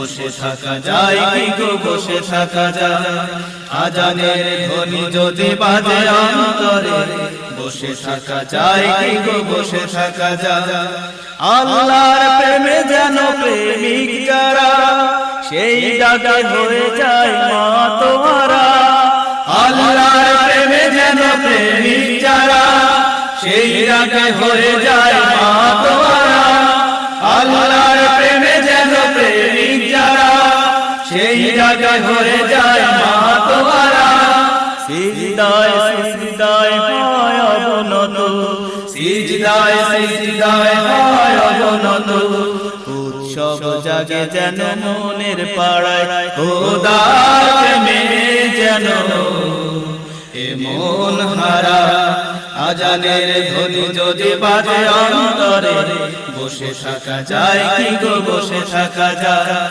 আজানের ধ্বনি যদি বাজে অন্তরে বসে থাকা যায় কি গো বসে থাকা যায় খোদার প্রেমে যেন হে মন হারা আজানের ধ্বনি যদি বাজে অন্তরে বসে থাকা যায় কি গো বসে থাকা যায় আজানের ধ্বনি যদি বাজে অন্তরে বসে থাকা যায় কি গো বসে থাকা যায় খোদার প্রেমে যেন হে মন হারা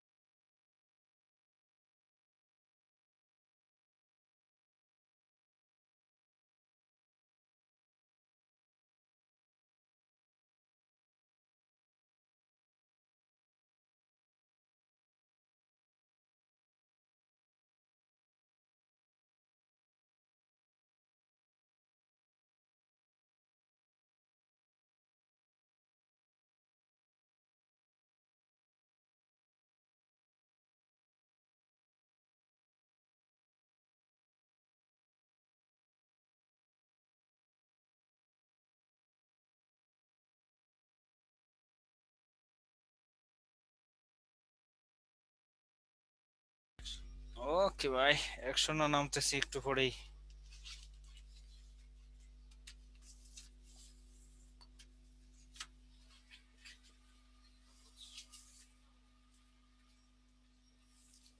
একটু পানি দিও রে ভাই, তোমাদের সব হইব না?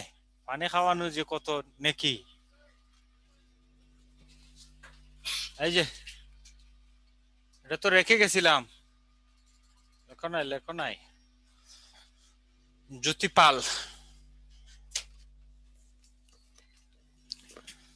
সুপ্রিয় শিক্ষার্থী বন্ধু বান্ধবীগণ, এই শোনো, বান্ধবী বলতেই তো, নারী পুরুষ সমান অধিকার না?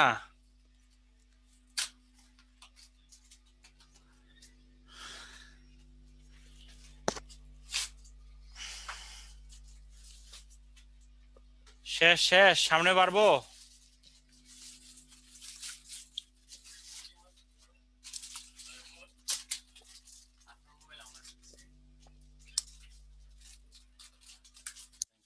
ইউ।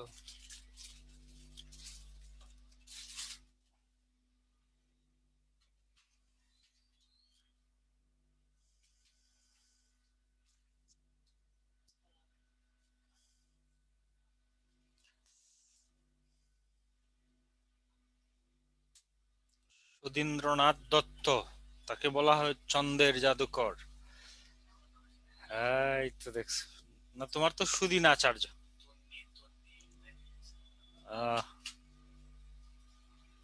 আমাদের সুদিন স্যারের সাথে মিলে গেছে নাম। সুদিন আবার আসিবে রে, আমরা ক্লাসে ফিরিব, তোমাদের দেখিব।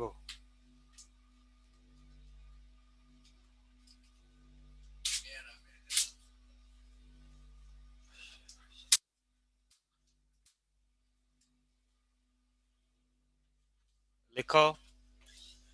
সুধীন্দ্রনাথ দত্ত 30 অক্টোবর 1901 সালে হাতিবাগান, কলকাতায় জন্মগ্রহণ করেন। তাকে বঙ্গদেশের আধুনিক কবিতার প্রবক্তা বলা হয়। আয় হায় রে, বানান অনেক ভুল হইয়া গেছে রে। তিনি ক্লাসিক কবি হিসেবে পরিচিত। তার পরিচিত কাব্যের কিছু বানান ভুল আছে এখানে, এগুলি একটু লিখবা। কাব্যের মুখ থেকে আধুনিক বাংলা কবিতার স্টাইল গুলো আসলে দেখার সময় পাওয়া যায় না।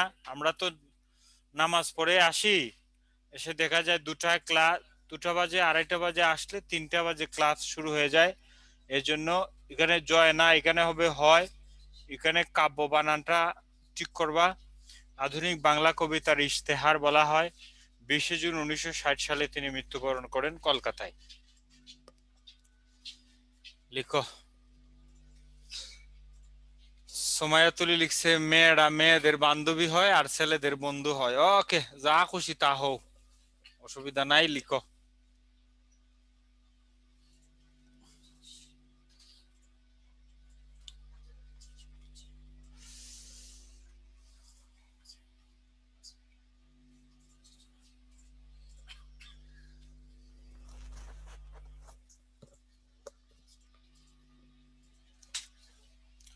লিখছো লিখছো লিখছো।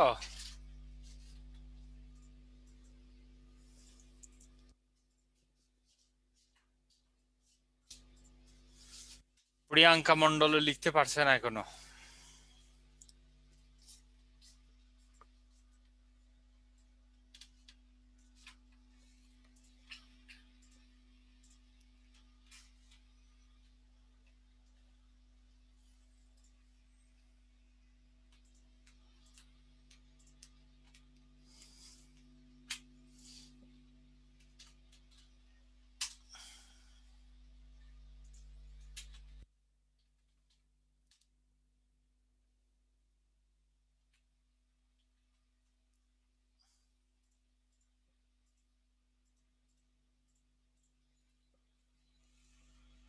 লেখা শেষ। সাহিত্য কর্মগুলো লিখো।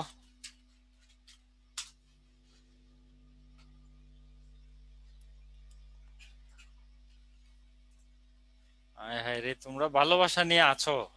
কাব্যগ্রন্থ লিখো।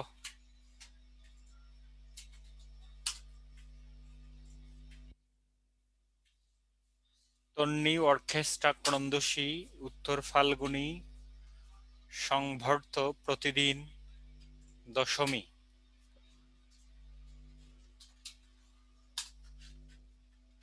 আহ, এই বুদ্ধিটা আগে থাকলে এত কষ্ট হইতো না ক্লাস নিতে। এতদিন চিল্লায় চিল্লায় গেছি শুধু শুধু। না, শোনো শোনো, অসুবিধা নাই।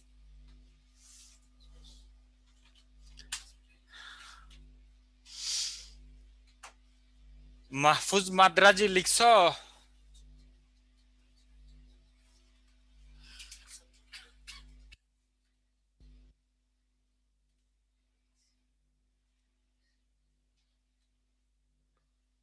তোমরা ভালোবাসা নিয়ে আসো, জানো কি ভালোবাসাটা কোথা থেকে এসেছে?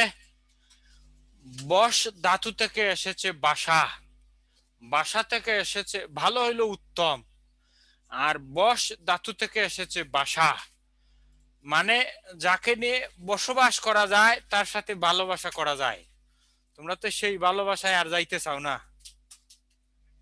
রমনা পার্কের ভালোবাসা, এগুলি কোনো ভালোবাসা না।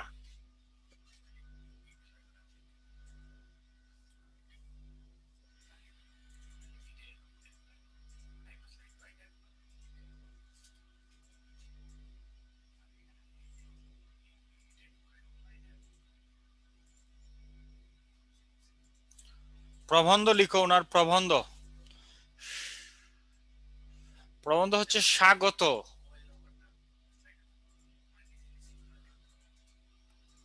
কুলায় কালপুরুষ, অনুদিত কাব্য হচ্ছে প্রতিধ্বনি।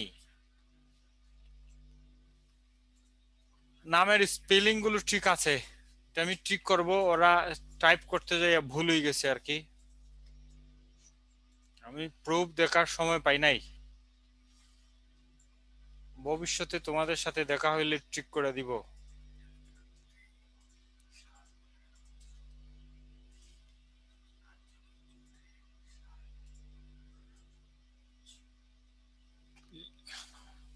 ঠিক আছে, লিখছো লিখছো লিখছো।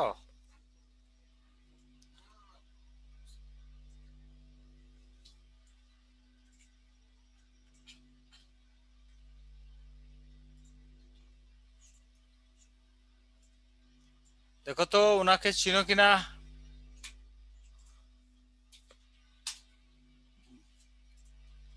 স্লাইডটা কাইন্ডলি আবার দিয়েন, এস এম আমিনুল হক। আচ্ছা আবার দেই।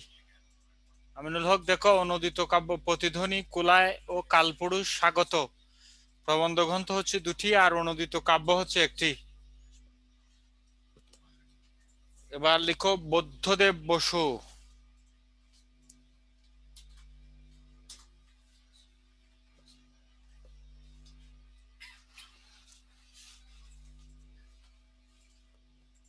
বুদ্ধদেব বসু লিখো।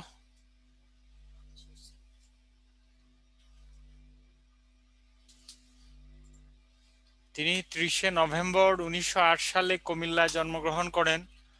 রবীন্দ্রনাথের পর তাকে সব্যসাচী লেখক বলা হয়। ওনার অনেক লেখা আছে। কুলায় কালপুরুষ কি দুটা নাই একটা। শোনো, সব্যসাচী লেখক কাকে বলে? সব্যসাচী কথাটার মানে হচ্ছে যার উভয় হাত সমানে চলে। আর সব্যসাচী লেখক হইল যে লেখক গল্প, উপন্যাস, প্রবন্ধ সবকিছু লিখেছেন, তাকে বলা হয় সব্যসাচী লেখক। রবীন্দ্রনাথ ঠাকুরের পরেই সব্যসাচী লেখক বলা হয় বুদ্ধদেব বসুকে। এটা লিখো। তিনি 30শে নভেম্বর 1908 সালে কুমিল্লায় জন্মগ্রহণ করেন। রবীন্দ্রনাথের পর তাকে সব্যসাচী লেখক বলা হয়। তার সম্পাদিত পত্রিকা কবিতা ও প্রগতি। জগন্নাথ হলে ছাত্র অবস্থায় তিনি বাসন্তিকা পত্রিকার সাথে যুক্ত ছিলেন। জগন্নাথ হল ঢাকা ইউনিভার্সিটির। 18 মার্চ 1974 সালে তিনি ইন্তেকাল করেন।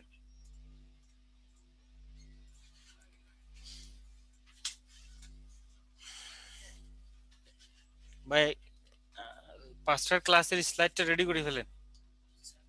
খালি কালার দিয়ে দিলে হলো।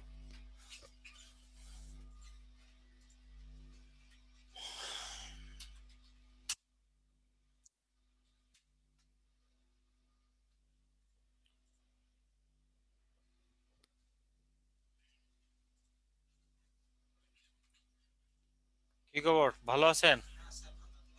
এই তো খাই আসছি। না, অসুবিধা নেই, বলো, এটা কথাই তো বলি।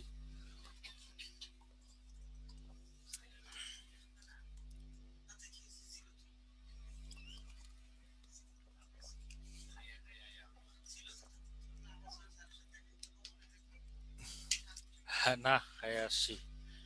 প্রিন্স রেস্তোরাঁ। সামনে বাড়বো, সামনে বাড়বো। ওকে,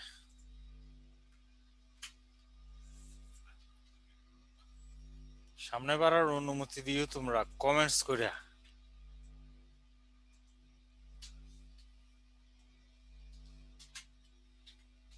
উপন্যাস লিখো, ওনার রচিত উপন্যাস। সাড়া, সানন্দা, লাল মেঘ,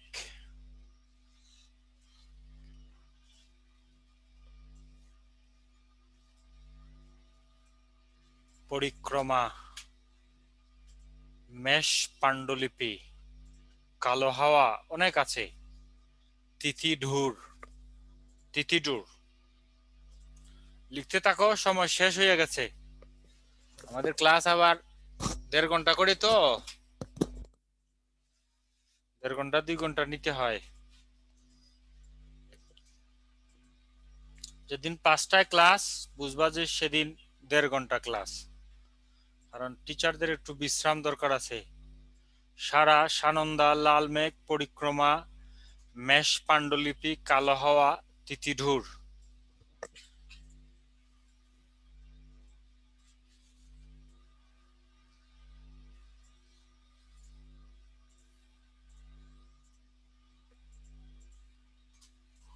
পাঁচজন শেষ করতে অনেক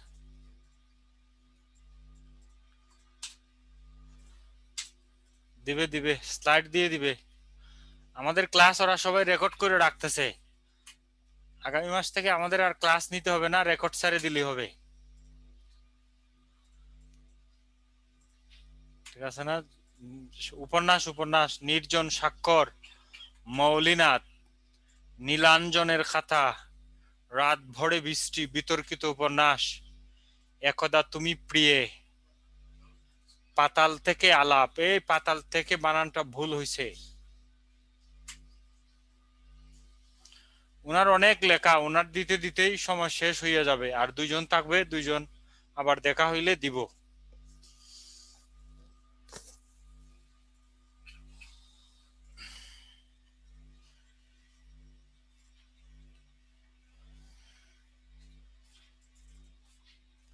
কিছু কিছু লেখা নিয়ে বিতর্ক হয়, তোমরা দেখবা হুমায়ুন আজাদের নদী ও নারী বই নিয়ে বেশ বিতর্ক হয়েছে। তসলিমা নাসরিনের সব বই নিয়েই তো বিতর্ক হয়। তসলিমা নাসরিন একটা বই লিখেছে দেব না দেব না, একটি বই লিখেছে লজ্জা, আরেক এই বইগুলি তুমি যদি পড়ো, আমার নারে একটা বই লিখেছে মেয়ে বেলা।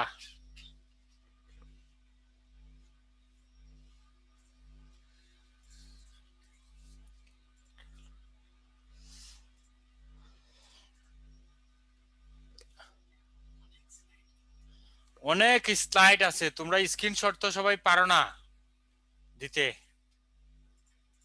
স্ক্রিনশট আমি শিখলাম গতকালকে কিভাবে দেয়। রাতভর কেন বিতর্কিত, এটা পড়লে বুঝবা তুমি। এই যে কি কি বিভিন্ন কারণে বিতর্কিত হতে পারে।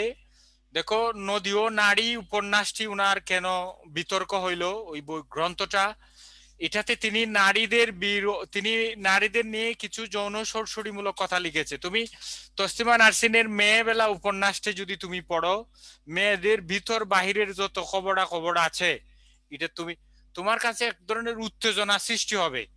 যে বইটা উত্তেজনা সৃষ্টি করে বিভিন্ন কারণে, ধর্মীয় উত্তেজনা, তুমি যে কোনো ধর্মকে নিয়ে যদি তুমি ছোট করে লিখো, এটাও বিতর্ক, বিভিন্ন কারণে বিতর্কিত হয়। তসলিমা আর হুমায়ুন আজাদ অশালীন লেখক, সে বিষয়ে আমি কিছু বলতে চাই না। অশালীন লেখা পড়ার জন্য সবাই পাগল তলে তলে।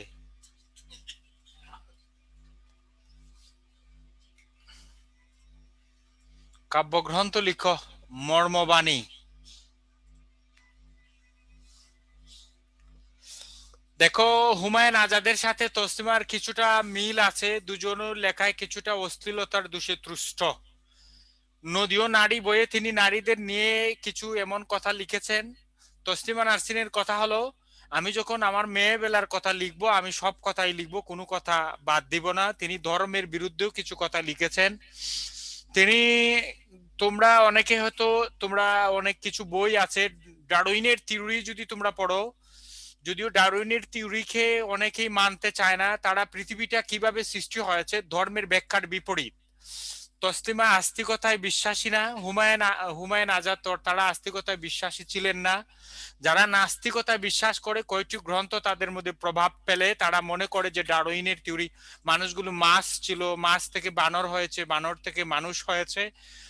পৃথিবীর যে কোনো ধর্মেই, প্রায় সকল ধর্মেই মানুষ সৃষ্টির, যেমন হিন্দুরা বিশ্বাস করে যে আমাদের প্রথম মানবী হচ্ছে স্বয়ং ভুবন এবং শতরূপা থেকে এসেছি। ইহুদি, খ্রিস্টান এবং মুসলিমরা বিশ্বাস করে আদম হাওয়া থেকে এসেছি, এভাবে বৌদ্ধরাও একটি বিশ্বাস রাখে। কিন্তু দেখা যাচ্ছে নাস্তিকতায় যারা বিশ্বাসী তারা বিজ্ঞানে বিশ্বাসী, বাস্তবতায় বিশ্বাসী, তারা ডারউইনের থিওরি বিশ্বাস করে।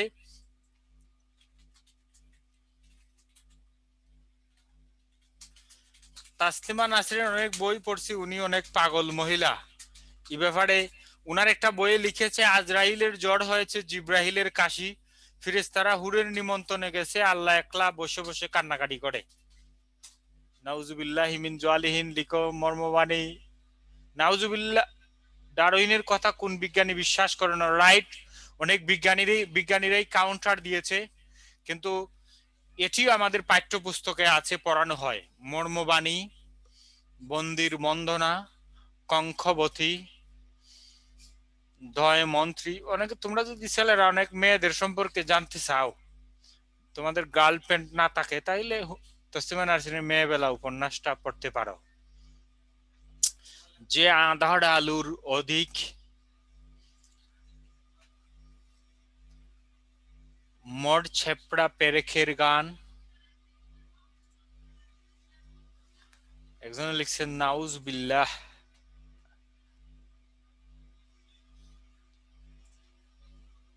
বিএফ তা আছে, তা থাকলে তো আছেই, তুমি তার কাছে যাই না নিও, আমি বলছি না থাকলে।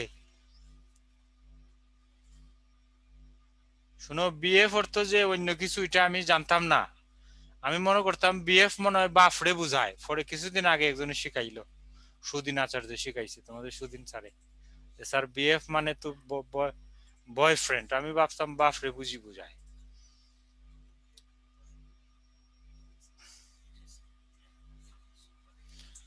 তাহলে লিখো, একটু দ্রুত লিখো দেখি। নাটক লিখো।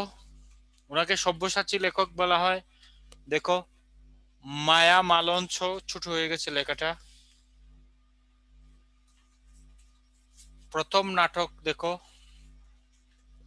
তপস্বী ও তরঙ্গিনী, কলকাতা ইলেকট্রা, সত্যসন্ধ। ওনার লেখা অনেক। কাল সন্ধ্যা, একটু ছোট হয়ে গেছে লেখা।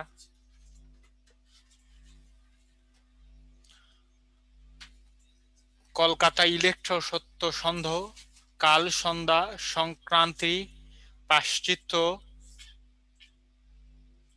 অনুলাধা।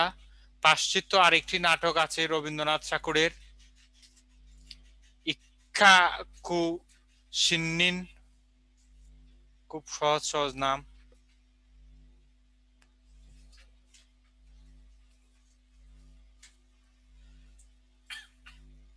না, প্রথম নাটক হচ্ছে এটা। স্লাইডটা তৈরি করা হচ্ছে না তো।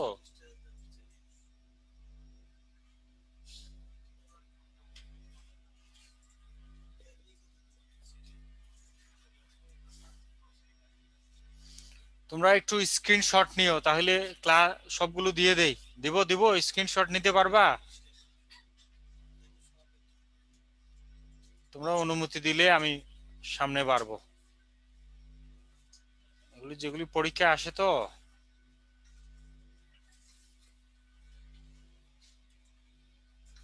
সাদিস,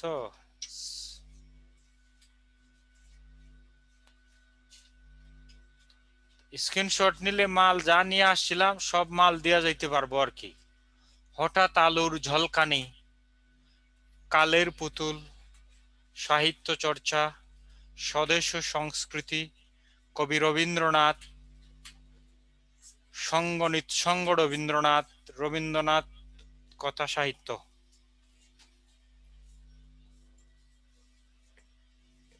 এরকম লাগতেছে কেন?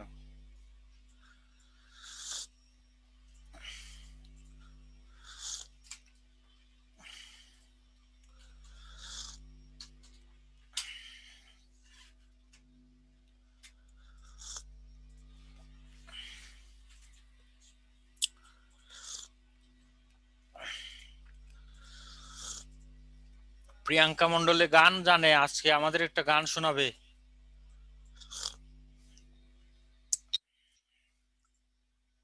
ওকে,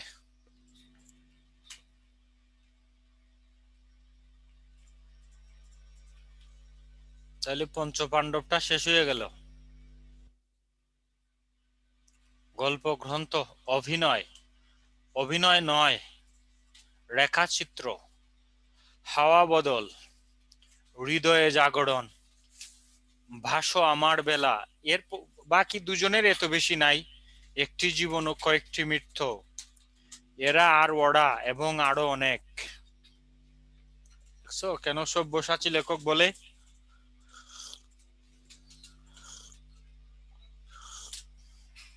রবীন্দ্রনাথ যা লিখেছে সব বই যদি তুমি কিনতে চাও তাহলে 45,000 টাকা লাগবে।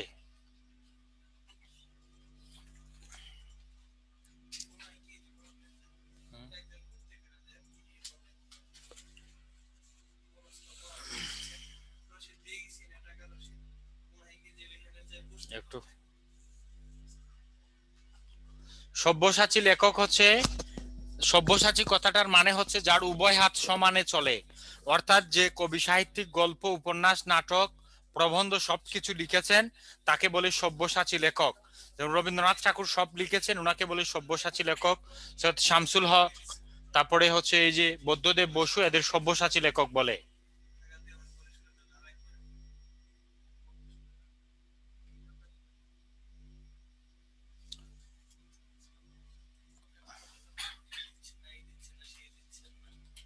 স্মৃতিকথা, আমার ছেলেবেলা, আমার জীবন।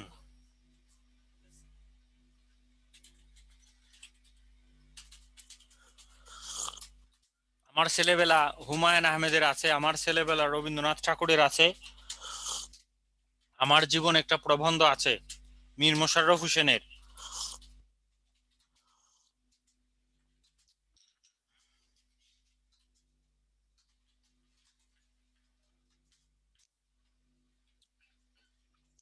আচ্ছা মিরাজ, লিখো লিখো, সব দিয়া যাবো, অসুবিধা নাই। সোনিয়া রহমান, সোনিয়া রহমানের চোখের ফলকে লিখে ফেলে। স্মৃতিকথা লিখছ?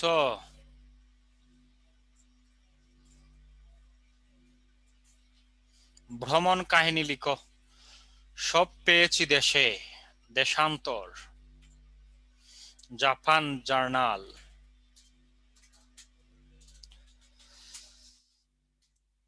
রবীন্দ্রনাথ ঠাকুরের ভ্রমণ কাহিনীগুলো আছে পারস্য, জুড়ুপ প্রবাসীর পত্র, জুড়ুপ যাত্রীর ডায়েরি, পথে ও পথের ভ্রান্তে, এগুলি হচ্ছে রবীন্দ্রনাথের ভ্রমণ কাহিনী। সব পেয়েছি দেশে, দেশান্তর, জাপান জার্নাল।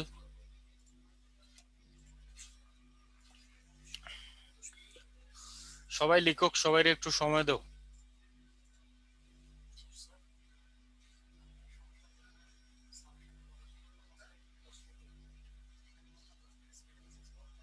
দেখো দেখো দেখো, বলো তো কে উনি, চিনতে পারছো? বিষ্ণু দে।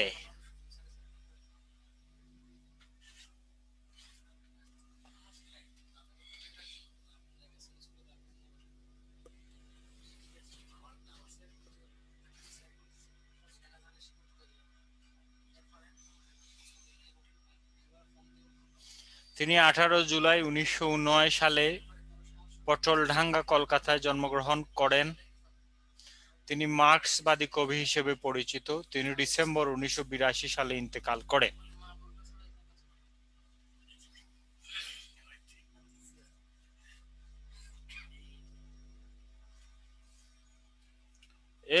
হ্যাঁ কয় সন্ধি করতাম, সন্ধি শব্দের সন্ধি হইল সমযুক্তি সন্ধি।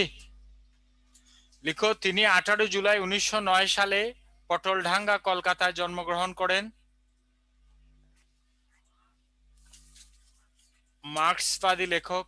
ডক্টর সানজিদা বলছে সবাই একটু কমেন্টস কম করলে স্ক্রিনশটটা সহজে নেওয়া যায়, তাইলে ঠিক তাই করি। তাইলে তোমাদের পঞ্চপাণ্ডব পড়া হইল, 5 জন কবি সাহিত্যিক, এগুলি তোমরা একটু জানবা, এগুলি থেকে প্রায়শই বিভিন্ন চাকরির পরীক্ষায় আসে।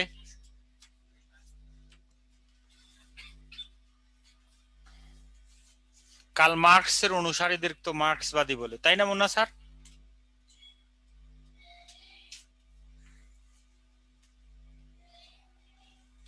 কাব্যগ্রন্থ লিখো, উর্বশী ও আর্টেমিস, চোরাবালি, চম্পা, সন্দ্বীপের চর, পূর্বলেখা।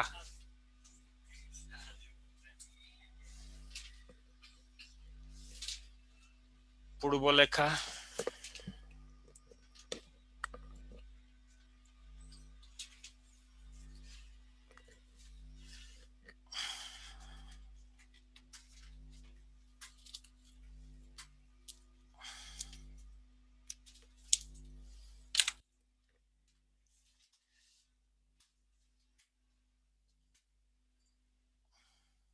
লিখছো লিখছো লিখছো?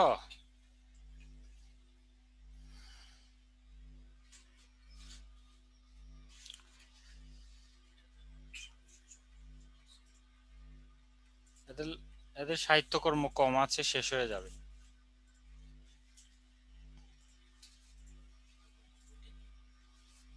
কাব্যগ্রন্থ লিখো। তো লেখা কি একটু বুঝতে অসুবিধা হচ্ছে, তাই না?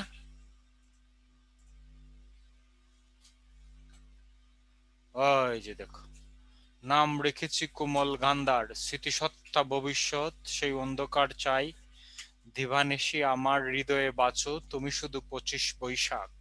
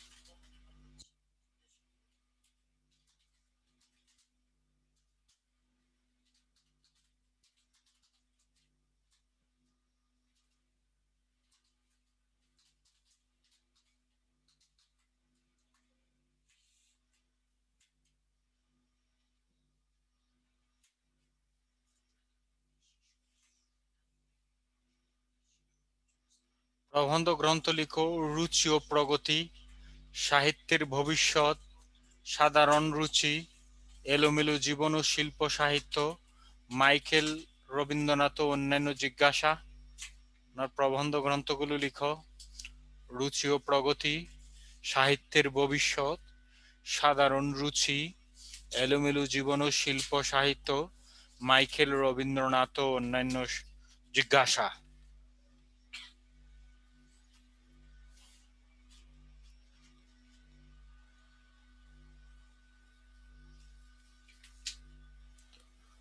প্রবন্ধ আর কাব্যগ্রন্থের মধ্যে পার্থক্য হচ্ছে কি জানতে চাচ্ছে? প্রবন্ধ বিস্তারিতভাবে লেখা হয় আর কাব্য সংক্ষিপ্তভাবে ছন্দ বিন্যাসে লেখা হয়। আশিক, বুঝতে পারছো আশিক? যেটি সংক্ষিপ্তভাবে ছন্দ বিন্যাসে লেখা হয় সেটি হচ্ছে কাব্য, আর যেটি বিস্তারিতভাবে ব্যুৎপত্তিগত অর্থে বিস্তারিতভাবে লেখা হয় সেটি হচ্ছে প্রবন্ধ। মনে রাখার শর্টকাট টেকনিক আছে, পড়ে দেওয়া হবে না। সব দিতে গেলে তো ক্লাস শেষ হয়ে যাবে। আমার অগ্রগামী বাংলা ব্যাকরণ ও সাহিত্য বইটা কিনো, এটার মধ্যে সব পাবা।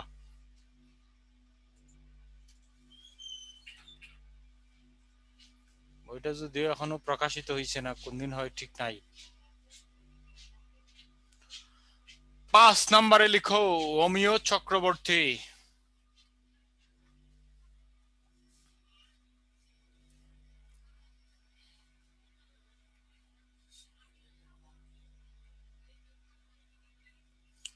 তিনি 10 এপ্রিল 1901 সালে শ্রীরামপুর, হুগলি, পশ্চিমবঙ্গে জন্মগ্রহণ করেন।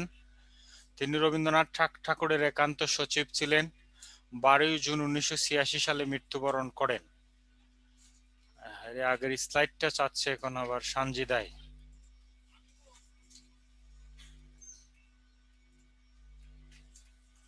আগের স্লাইডটা চাচ্ছে তো সানজিদাই। এই লিখো, স্ক্রিনশট নাও সানজিদা, সানজিদা আক্তার, স্ক্রিনশট নিয়ে নাও, 1 মিনিট রাখবো তোমার জন্য।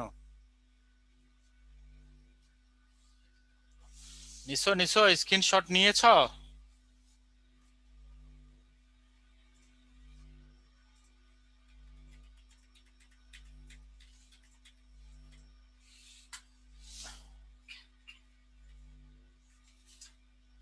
লিখো। ও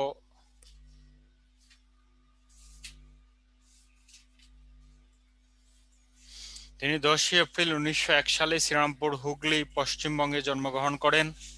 তিনি রবীন্দ্রনাথ ঠাকুরের একান্ত সচিব ছিলেন। 12 জুন 1986 সালে মৃত্যুবরণ করেন।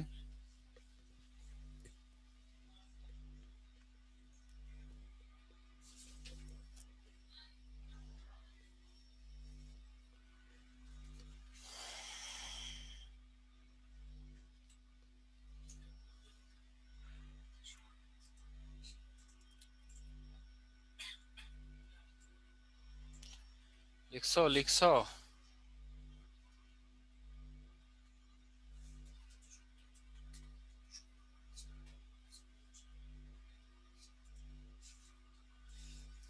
স্ক্রিনশট রাখো সবাই। আমি সামনে বাড়লাম।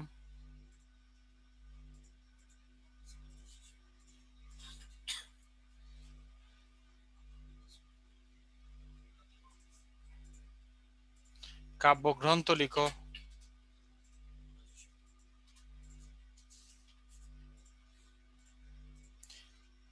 এই 5 জন কবি রবীন্দ্রনাথের প্রভাব থেকে মুক্ত হয়ে নিজেদের মতো করে এই কাব্য, প্রবন্ধ, সাহিত্য রচনা করেছিলেন বলে এই 5 জনকে বলা হয় পঞ্চপাণ্ডব। ডাক্তার সানজিদা, আশা করি উত্তর পেয়েছো। কাব্যগ্রন্থ লিখো, কবিতা বলি, উপহার, খসড়া, মাটির দেয়াল।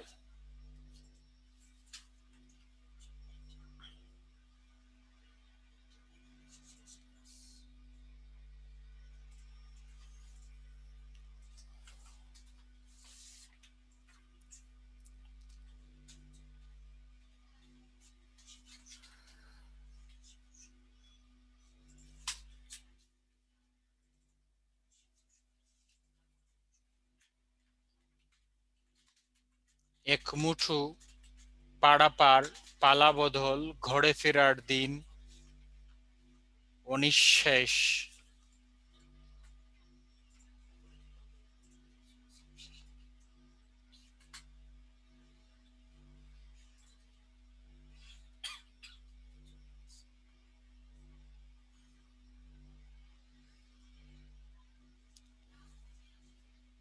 লিখো লিখো লিখো।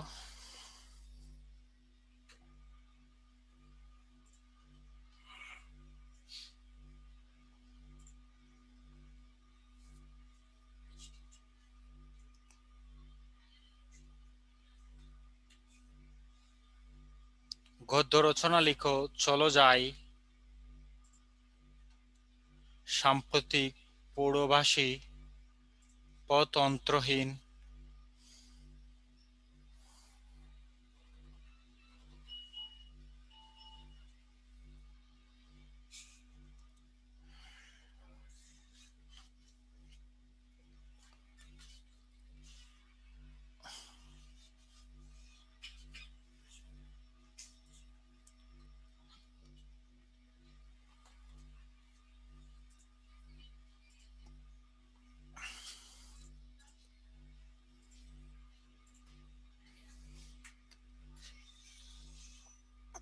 চলো যাই, সাম্প্রতিক, পৌরবাসী, পথ অন্তরহীন।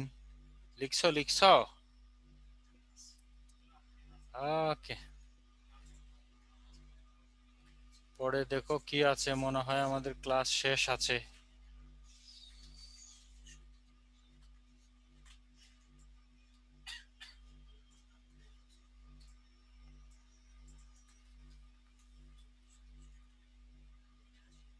দেখো, আজকের আলোচনার শেষ আকর্ষণ হইল ক্লাস এখানেই শেষ। তো অসংখ্য ধন্যবাদ সবাইকে। এই 5 জন কবি সাহিত্যিক একটু ভালো করে পড়াশোনা করা উচিত, এগুলি থেকে পরীক্ষার প্রশ্ন আসেই। আর মহাকাব্য, মহাকাব্যের ধারা আজকে আমরা আলোচনা করলাম। শেষ বেলায় আমার ছবিটা একটু দেখে ধরে নাও ক্লাস এখানেই শেষ। আবার ক্লাস আছে আমাদের 5টায়, চর্যাপদের ক্লাস। তোমরা যারা করো নাই, চর্যাপদ, বাংলা সাহিত্যের অন্ধকার যুগ এবং যুগ বিভাগ সম্পর্কে ক্লাস যারা করো নাই, তোমরা করে নিবা। অসংখ্য ধন্যবাদ।